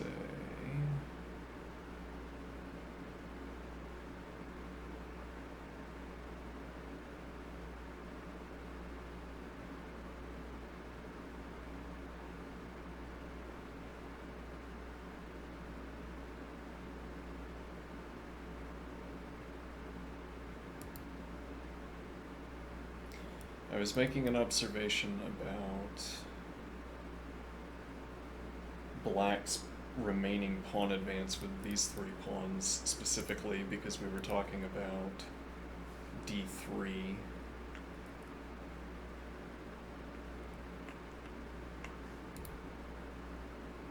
I was observing that the dark squared bishop tempo is non-committal.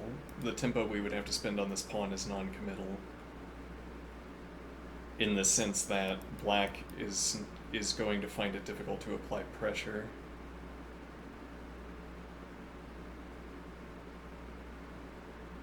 That doesn't seem to be the case, though, is maybe worth talking about. If we play d3, you're probably not threatening to take, and it's a distinct possibility that white is willing to advance through.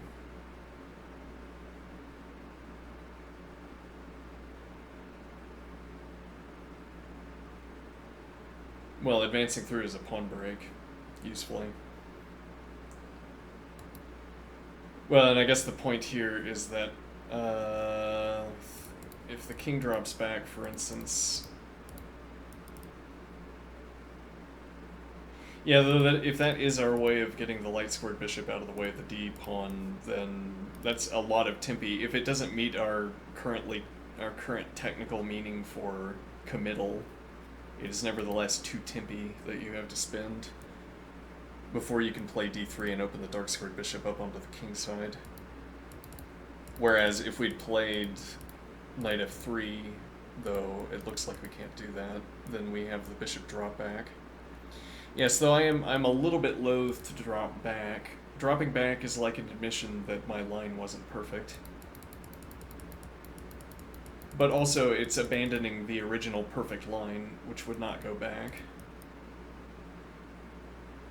I say the perfect line as if there were, well, as if ultimately I wanted the king and the bishop on c2, for instance, if that's what the structure was that initiated this development sequence. Then dropping back would be admitting that I didn't have time to make that happen. Then I was wrong or my execution was incorrect. So it's like taking a step back with the bishop is taking a step off of what could have been the fastest play. This can't be the fastest play.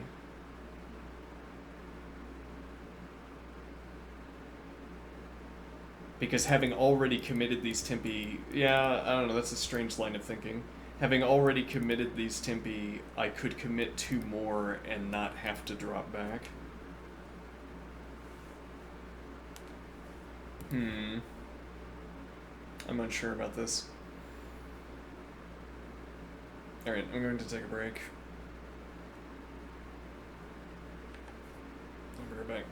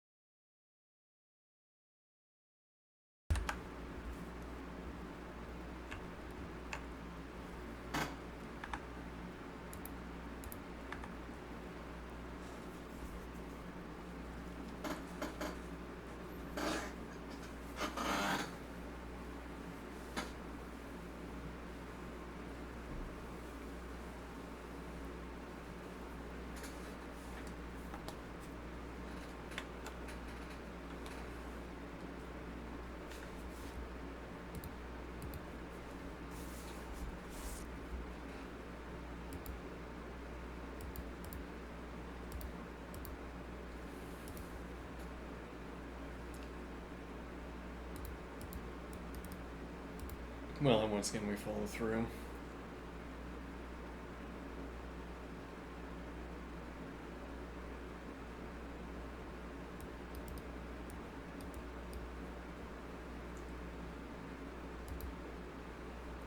You can't bring the knight in for the next point of pressure,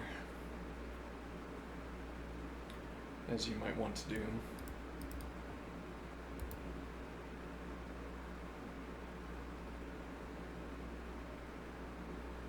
So actually, as it turns out, bishop had to go to d3 because the bishop had to be here before the knight went to e2.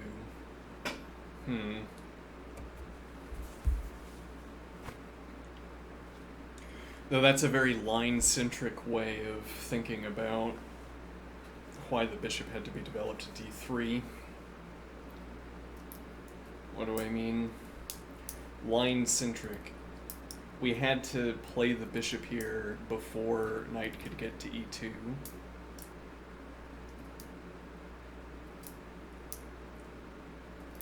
So that's why bishop d3 was in the line earlier, instead of bishop to somewhere other than d3.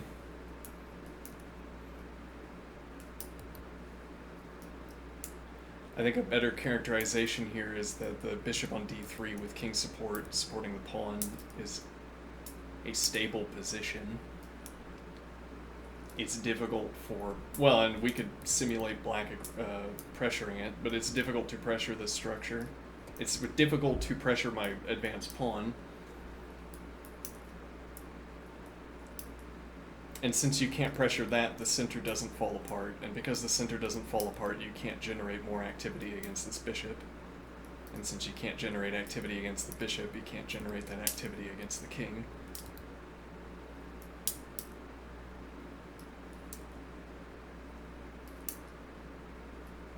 Supposedly.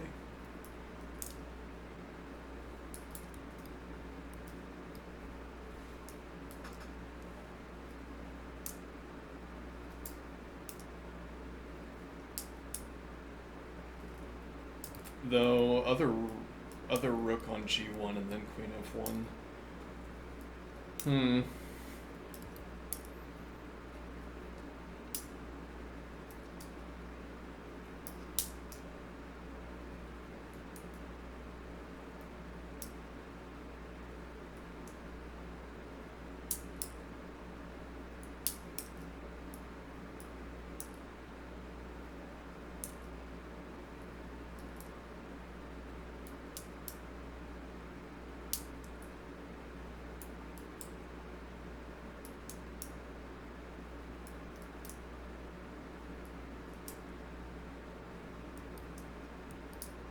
Well, and we've gotten the knight back off of e2, so we can play bishop e2 into d3 to open up the dark squared bishop.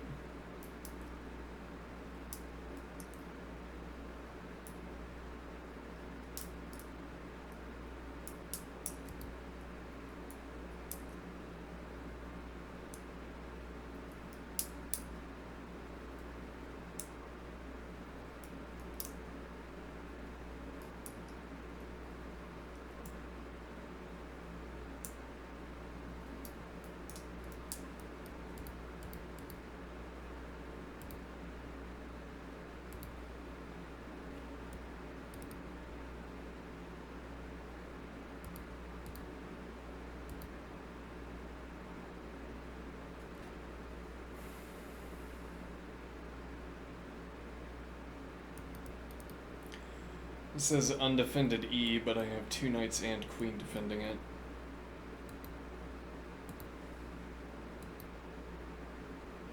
This is undefended this pawn.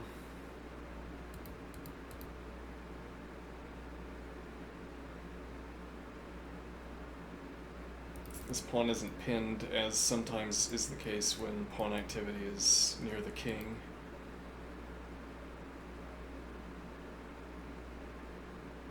Though also knight takes back into knight d2.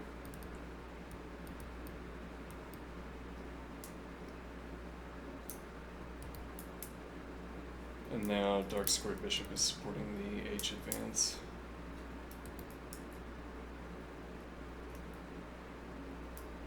We still don't get to claim this diagonal. We wouldn't want to play, well, if black gives us the tempo. Now this is going to expose the king, which is unacceptable.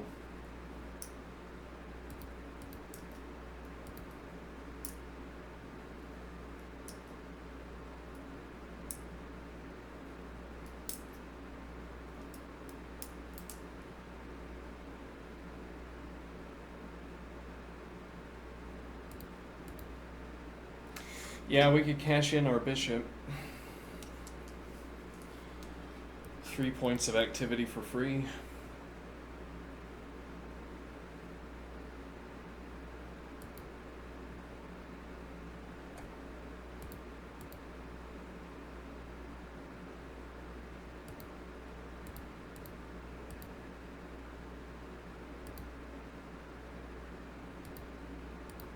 This with tempo, supporting the advance immediately.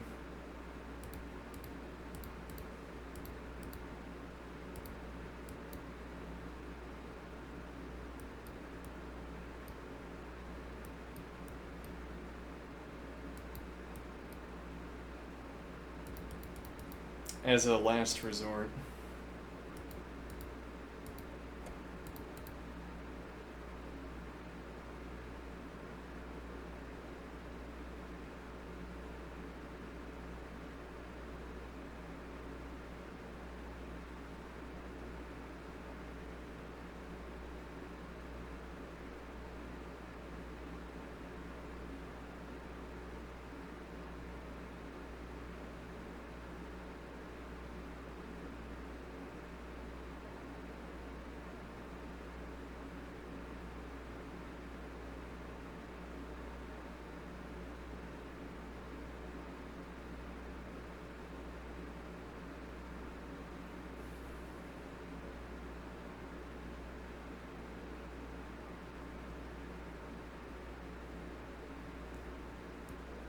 The idea that this could be claiming tempo against the bishop.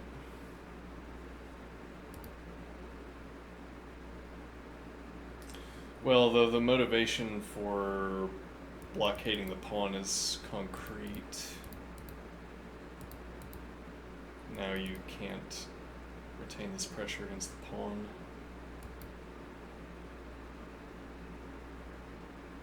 We can reclaim the material.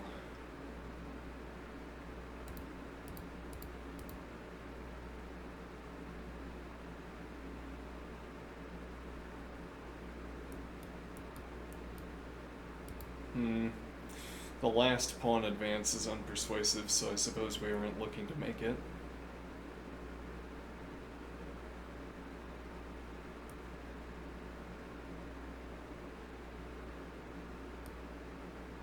The rook activity on f, but my king being exposed eventually becomes a problem.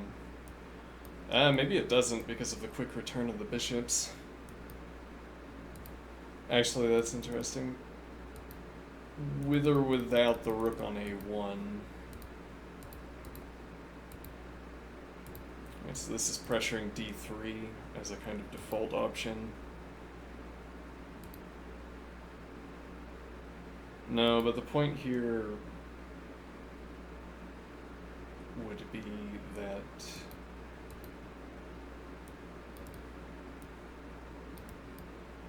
the minor pieces can entomb the king in a way that these heavy pieces can't win against. We end up with bishops on c1 and c2 with minor piece support for these three squares, pawn support for this square, and the king is off the file with the queen.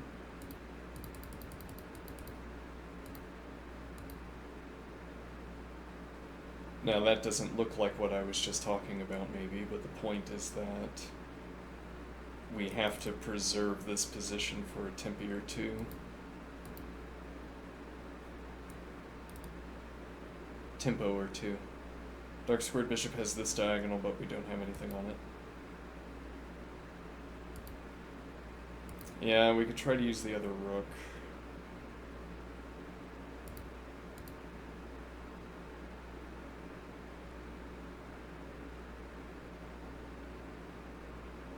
Now we've kept the dark square diagonal clear. We have the option of king b1 into bishop c1.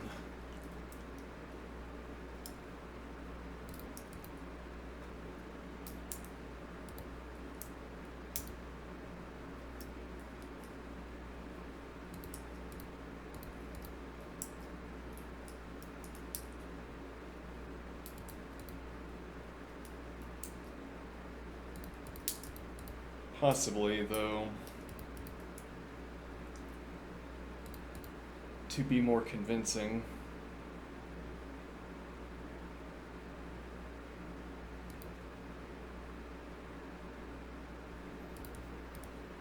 form the triple stack, but I think with two heavy pieces stacked like this, presumably what you're wanting is the queen to provide diagonal support, because you want a mixture of options.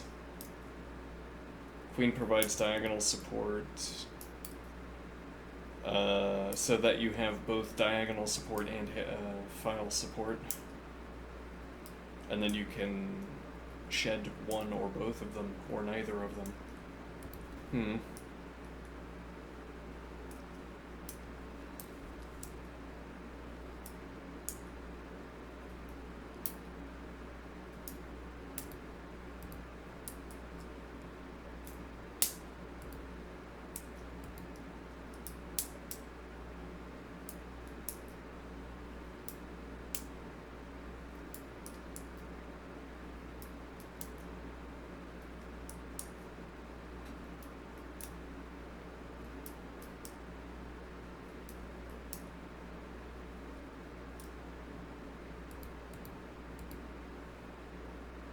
Yeah, we have to dislodge the queen, which commits us to this routing.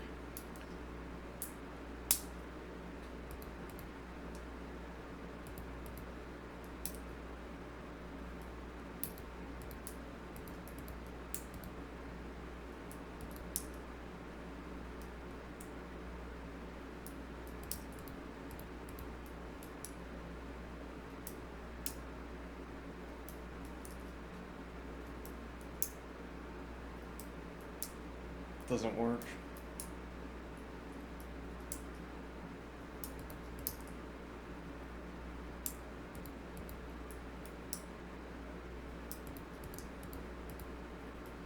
Up material.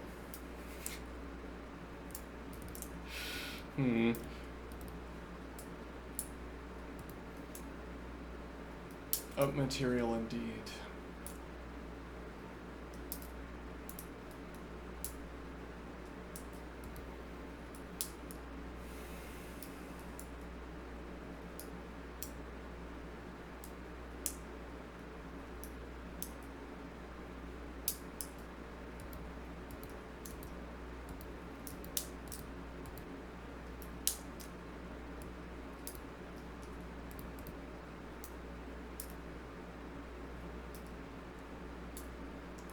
Yeah, actually, if we hadn't played bishop e2, our queen would still have access to the rank.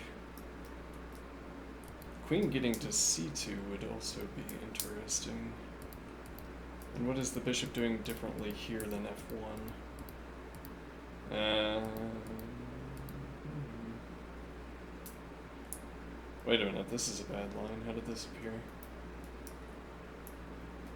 We could simply take. No good.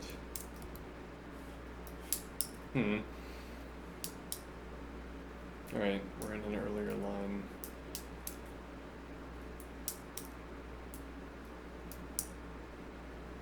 I don't want to commit my rook. Or do I?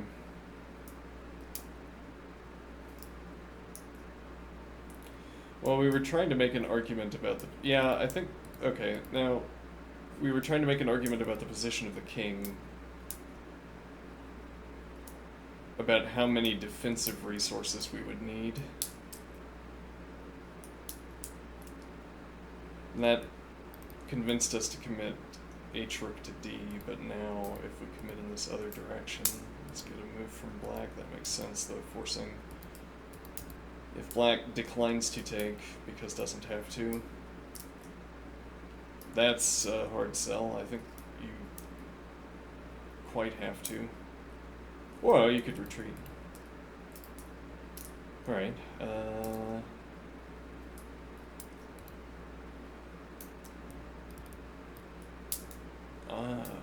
that is an interesting idea.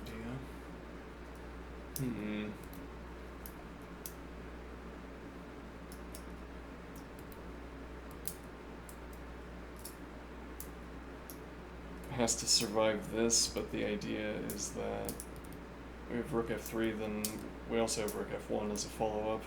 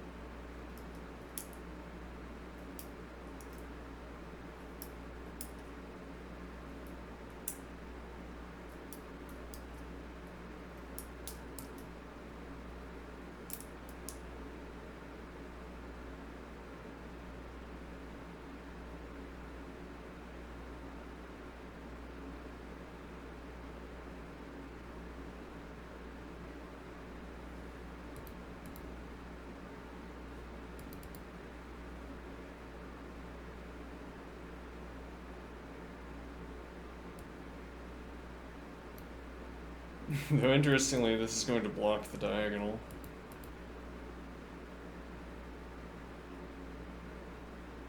We would have to stall for a turn. This knight would have to be able to claim tempo.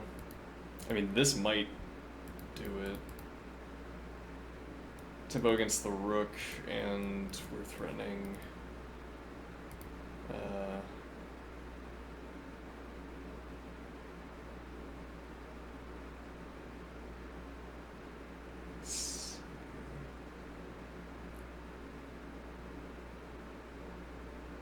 Well, and this is the point of getting 3 heavy pieces on the 3 active files. That this kind of tactical pressure would well up.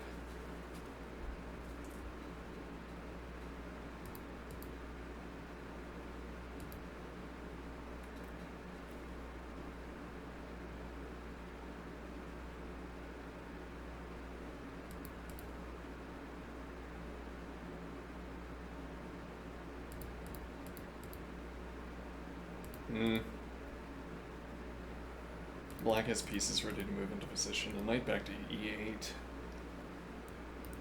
Often with d6. c7 obtainable. With a non-committal pawn move.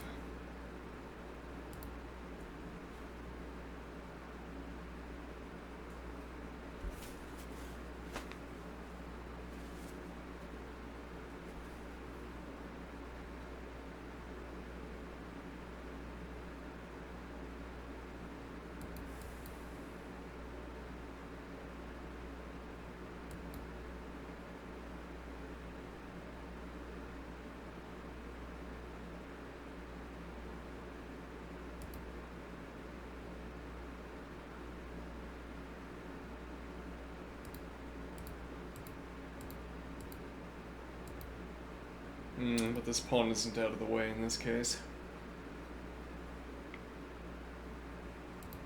And also minimal case captures exposes, yeah, that's not good. Yeah, I mean, this probably wants an answer.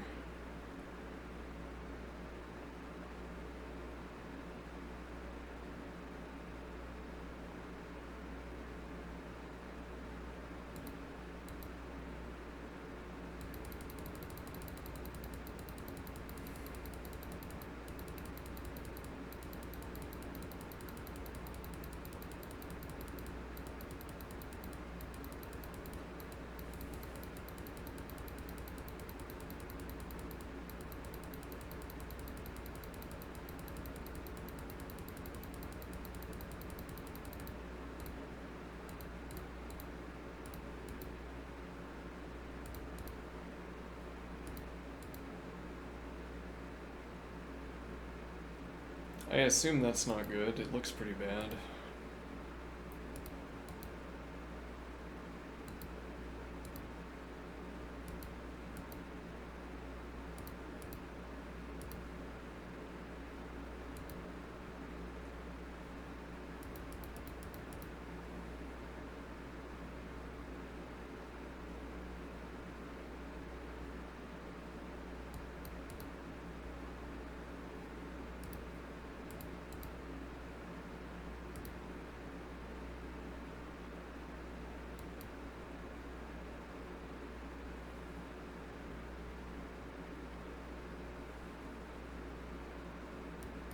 Here and there's no night capture.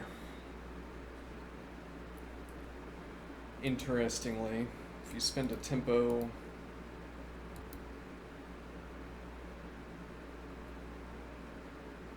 requires capture, but then hangs defense.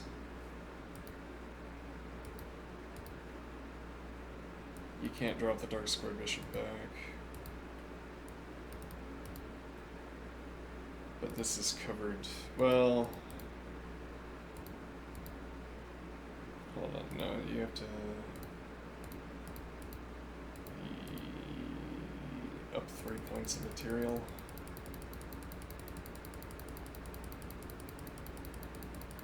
You can't claim the file from my queen because I can take the rook.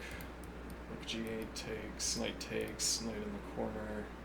Rook g1 is supporting queen g7, and you don't have knight f5 to cover g7.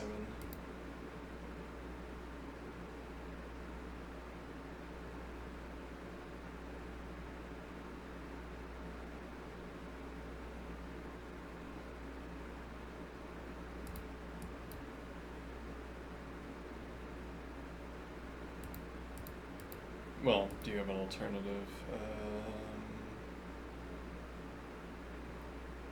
No. Dark squared bishop pressuring the knight. Oh, hold on. Okay. I missed a tactic. Let's see. Am I still mating? Otherwise, take back. It looks like I'm not. Alright, let's go back. So we don't have this tactic, or I misplayed it.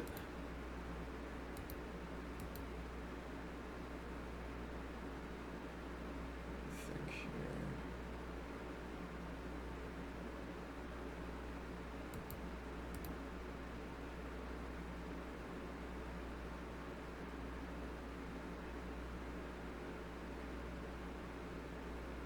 Actually, using the other rook.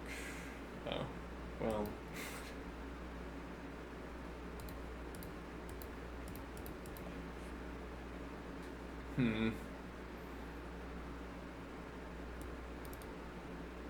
Now the bishop is pinned as I re-establish the mating threat, so that if you spend a5, threatening mate in 1.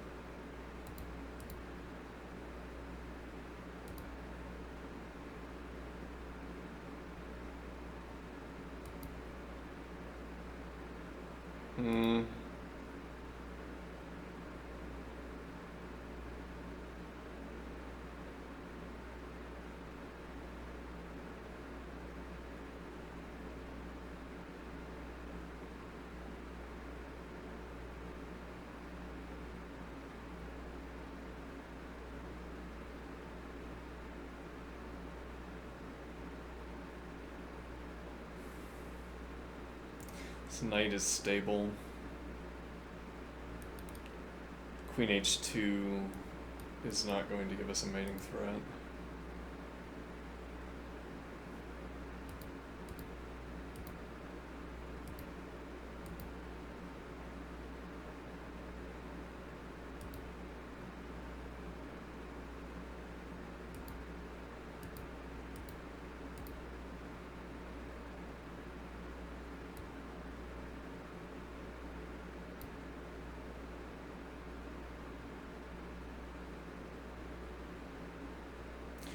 I don't like how devoid position is of pawns, though it is speeding up attacks against black's king.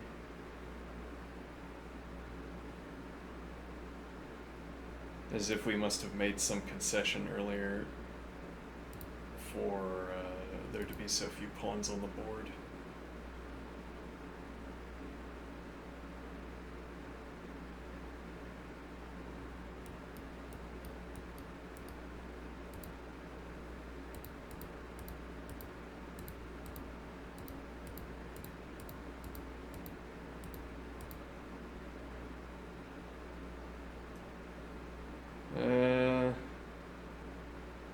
It's not really good, is it? No, but it's close to being good.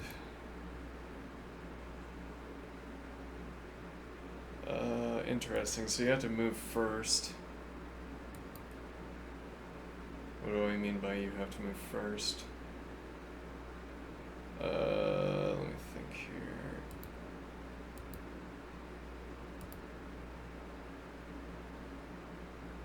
So now you don't have this rook support for the bishop. I guess is the point. I don't know why that's described by you have to move first, but okay. Alright, so... Bishop is pinned, this recapture is allowed.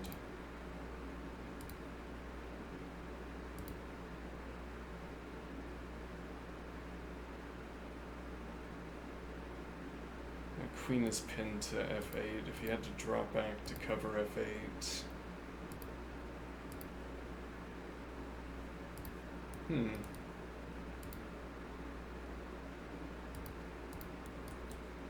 Forking mate and d5, where taking d5 comes with fork.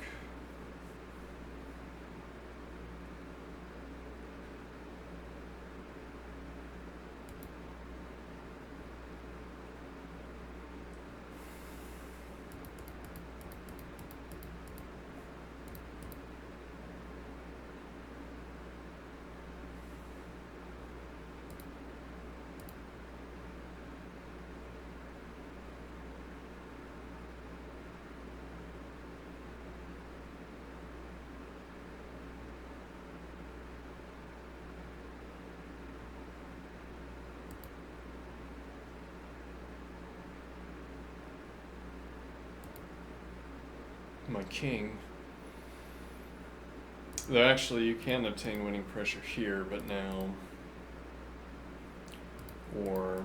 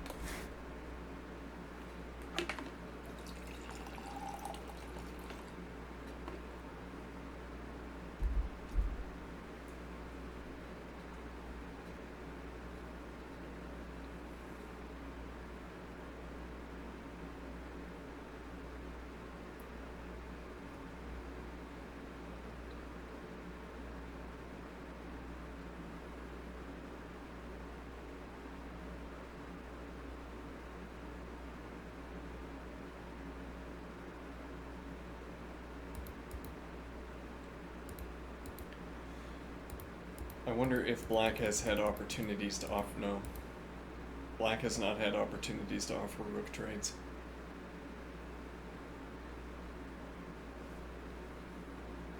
Interestingly, those opportunities were systematically avoided. Well, all of the rook-to-rook contact was avoided incidentally by the way we chose to develop.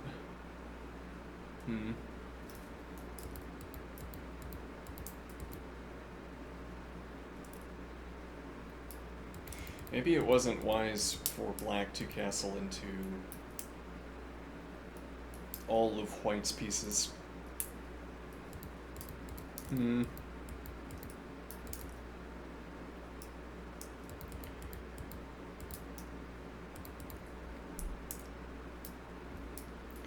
What if you go in the other direction? Well, this activity is shut down because we control. We have knight, rook, queen, other knight. We can get bishop and replace the queen if we so desire.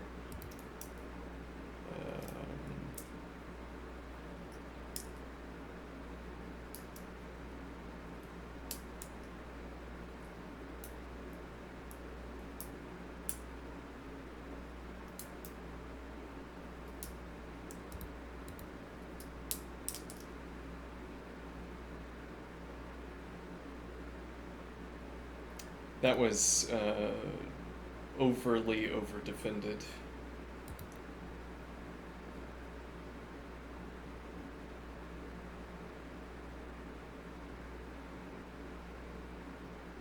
Yeah, now you're wondering why did the bishop come out to begin with?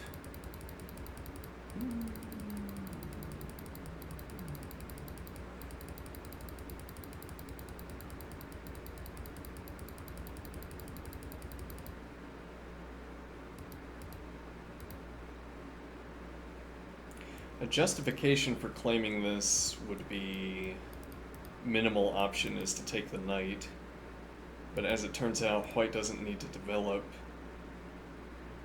this knight in the lines we looked at anyway.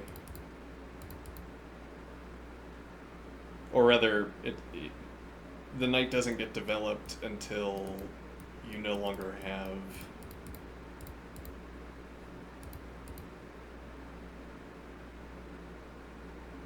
and now we can also get knight support for e4 in addition to bishop and queen support. And we apply pressure against either of the counter advances that black has against g4.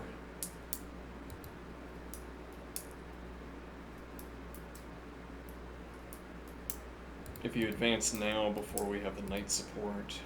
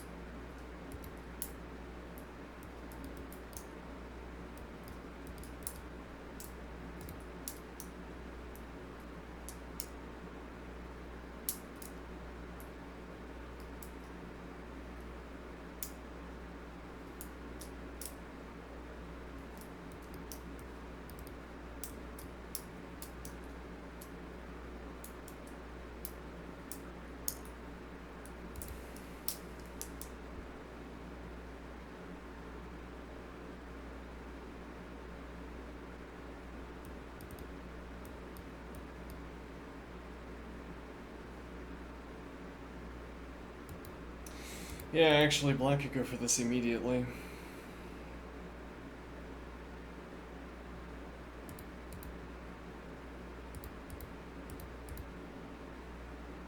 Which technically works, and we can play the bishop back to d3 as well, though one wonders why we played bishop through to d3 and yeah, if you spin the tempo we can anchor. Unpins the knight as well, though the king recapture is dubious, so it doesn't really unpin the knight. But that's fine, I think. Maybe it's not. We could develop through b2, make the king more secure. Or at any rate, commit another piece to the defense of the king. Well, and then maybe more importantly, with the rook e1, which gives 2 points of pressure, 2 points of defense, and then a point of pressure at the end. As opposed to 1 point of defense and then defense at the end. We can expose the rook to the knight readily because we have knight through to g4.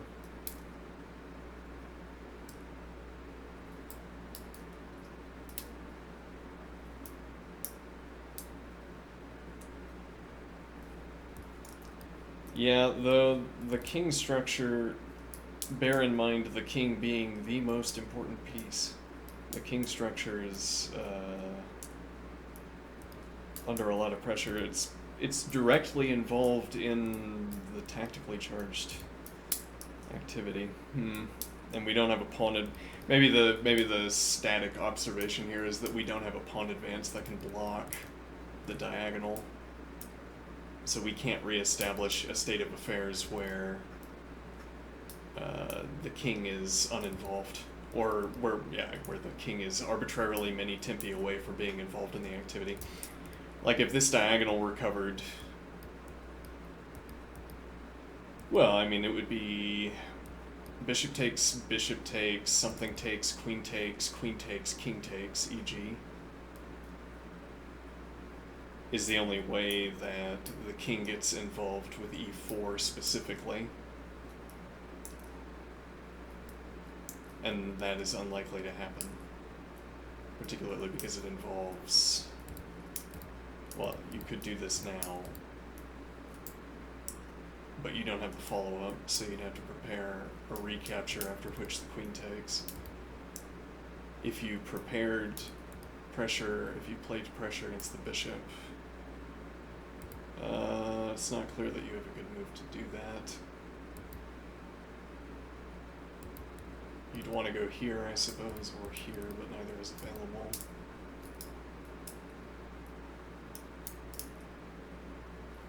Okay.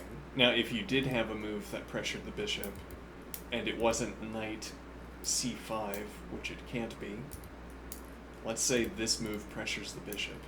Well, in a way it does, but like this, sure. Somehow, and I play king d3. Yeah, this isn't going to work. There's no way. The queen pressure down the file. I mean, the point being that, whether we want to linger on this point, the point being that now if bishop takes, or something takes my bishop, so the next move, my bishop's off the board. Yeah, that's not illustrative. I mean, well, okay, but that's why we want black to have a knight move. Well, okay, we could just give it to black, okay, here, and then takes. Okay. There we go. And now the tactic, such as it is,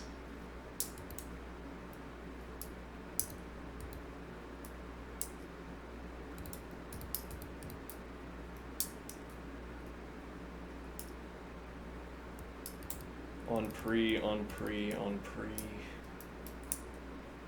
d1 with tempo against the queen.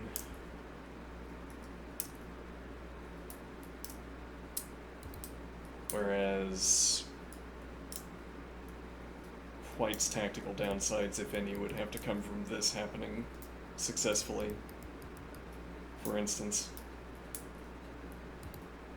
you don't have the knight pressure unless you're coming from e3, and you don't have heavy piece support on e3 because of the rook.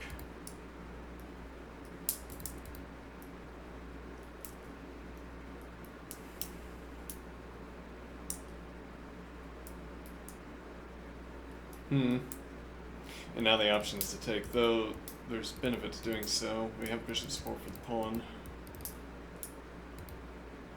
And now actually, this isn't a mating threat, but it would pick up another point of material. g6, queen h7, king f8, queen h8, king e7, queen takes g7. Then you don't have piece center position, so the king has to take a diagonal step inconveniently.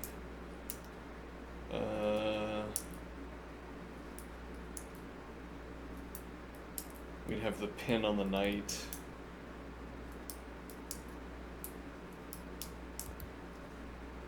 So this is persuasive enough. We're already up a point of material. Bishop development is now easy.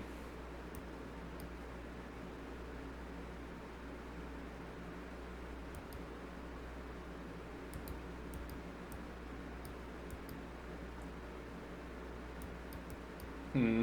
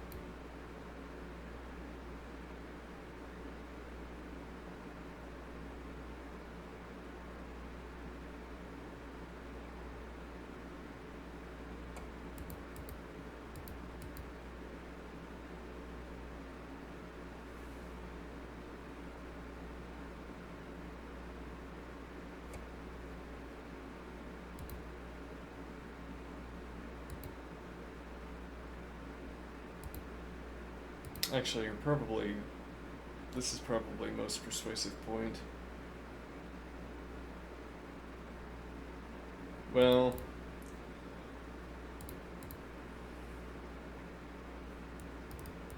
I still control this.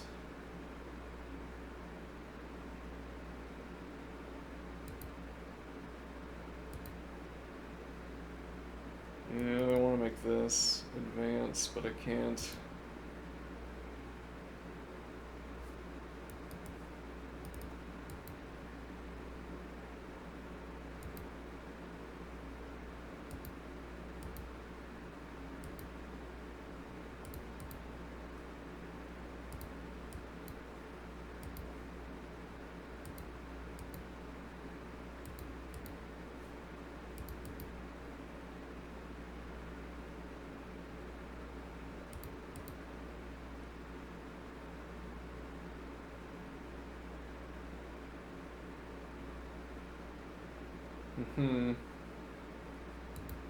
Uh-oh.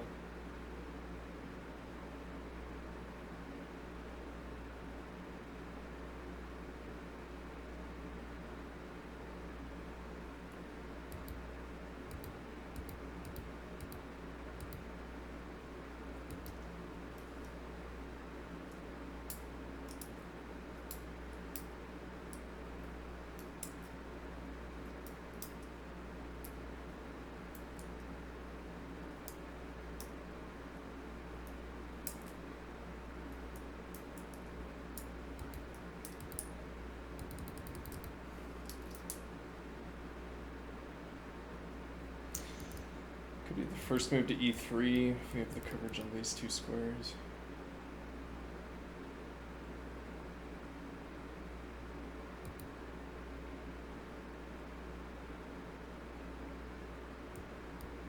If we play b3 and you don't advance, we can play knight b2 and commit this knight to covering the a4 advance with option to advance to c4.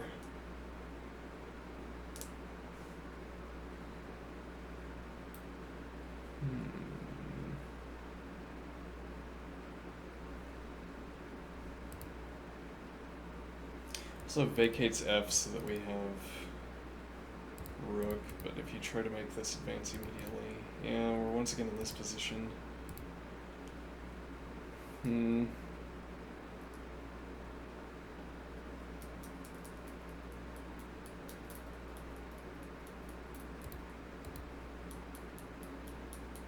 Though if we're going to play king b1,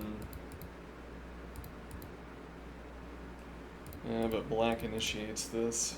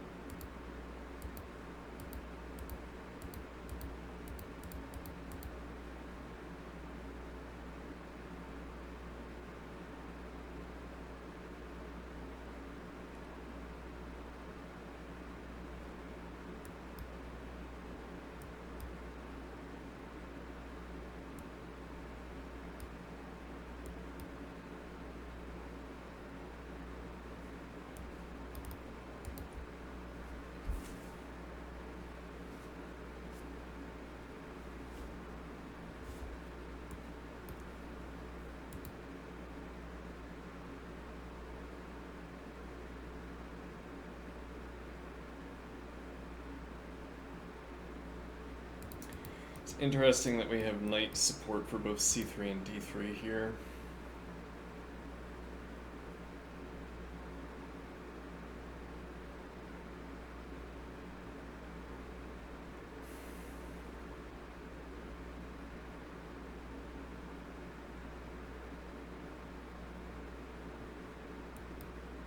King back to c2.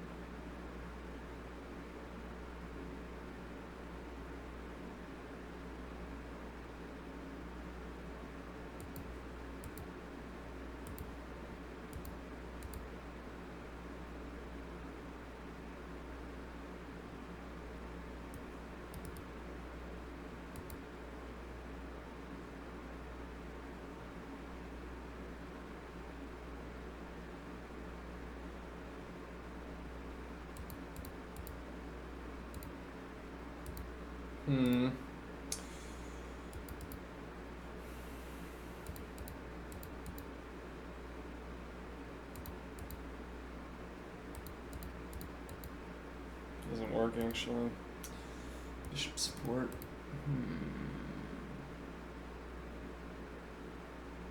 Knight would have to have gotten over there. Yeah, we don't want the activity to be about a3, seemingly.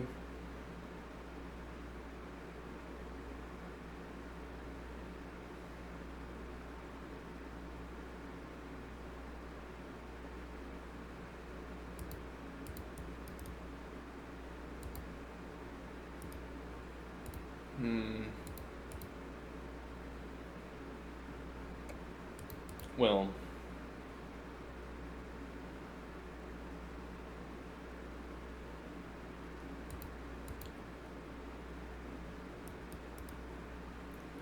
I'm not fond of this idea, though, if it's strong enough.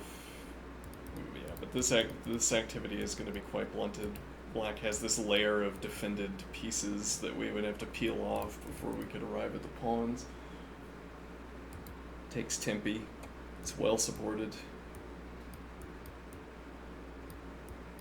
Maybe. Maybe that's what these arrows accumulate to saying, that this is well supported. So we're not going to, I don't know, mate the king over here, I think. Heavy pieces would have to be arriving faster. We could try to break against D. What that gives us exactly is not clear. I guess we would want bishop eyes on the diagonal, which would assist in peeling off the pieces. We might just win numerically by forcing pieces off the king.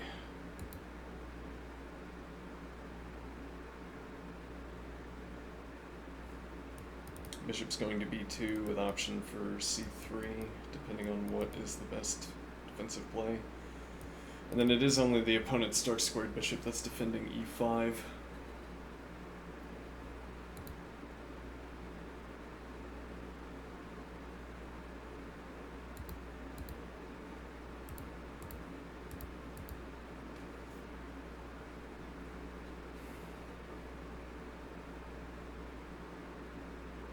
No, this isn't good.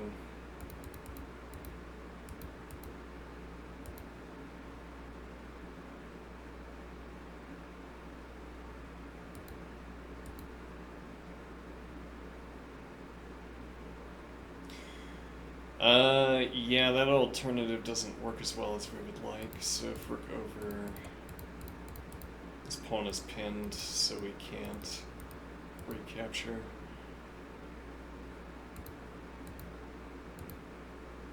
Undefended. Yeah, so this doesn't lead where we want to go. Well, we were already up material, and now we're fully castled. Is the opponent fully castled?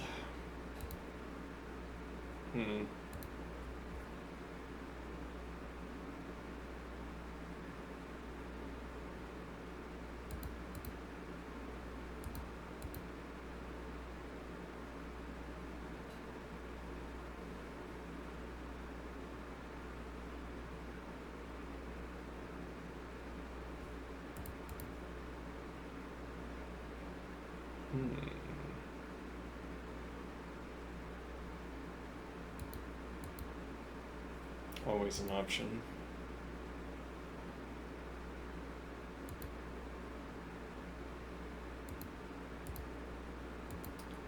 Yeah, rook covering here.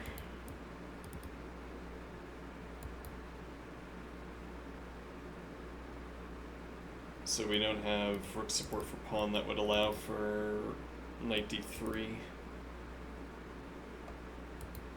which would otherwise work out in our favor. If we give up the pawn, no, that's not going to work.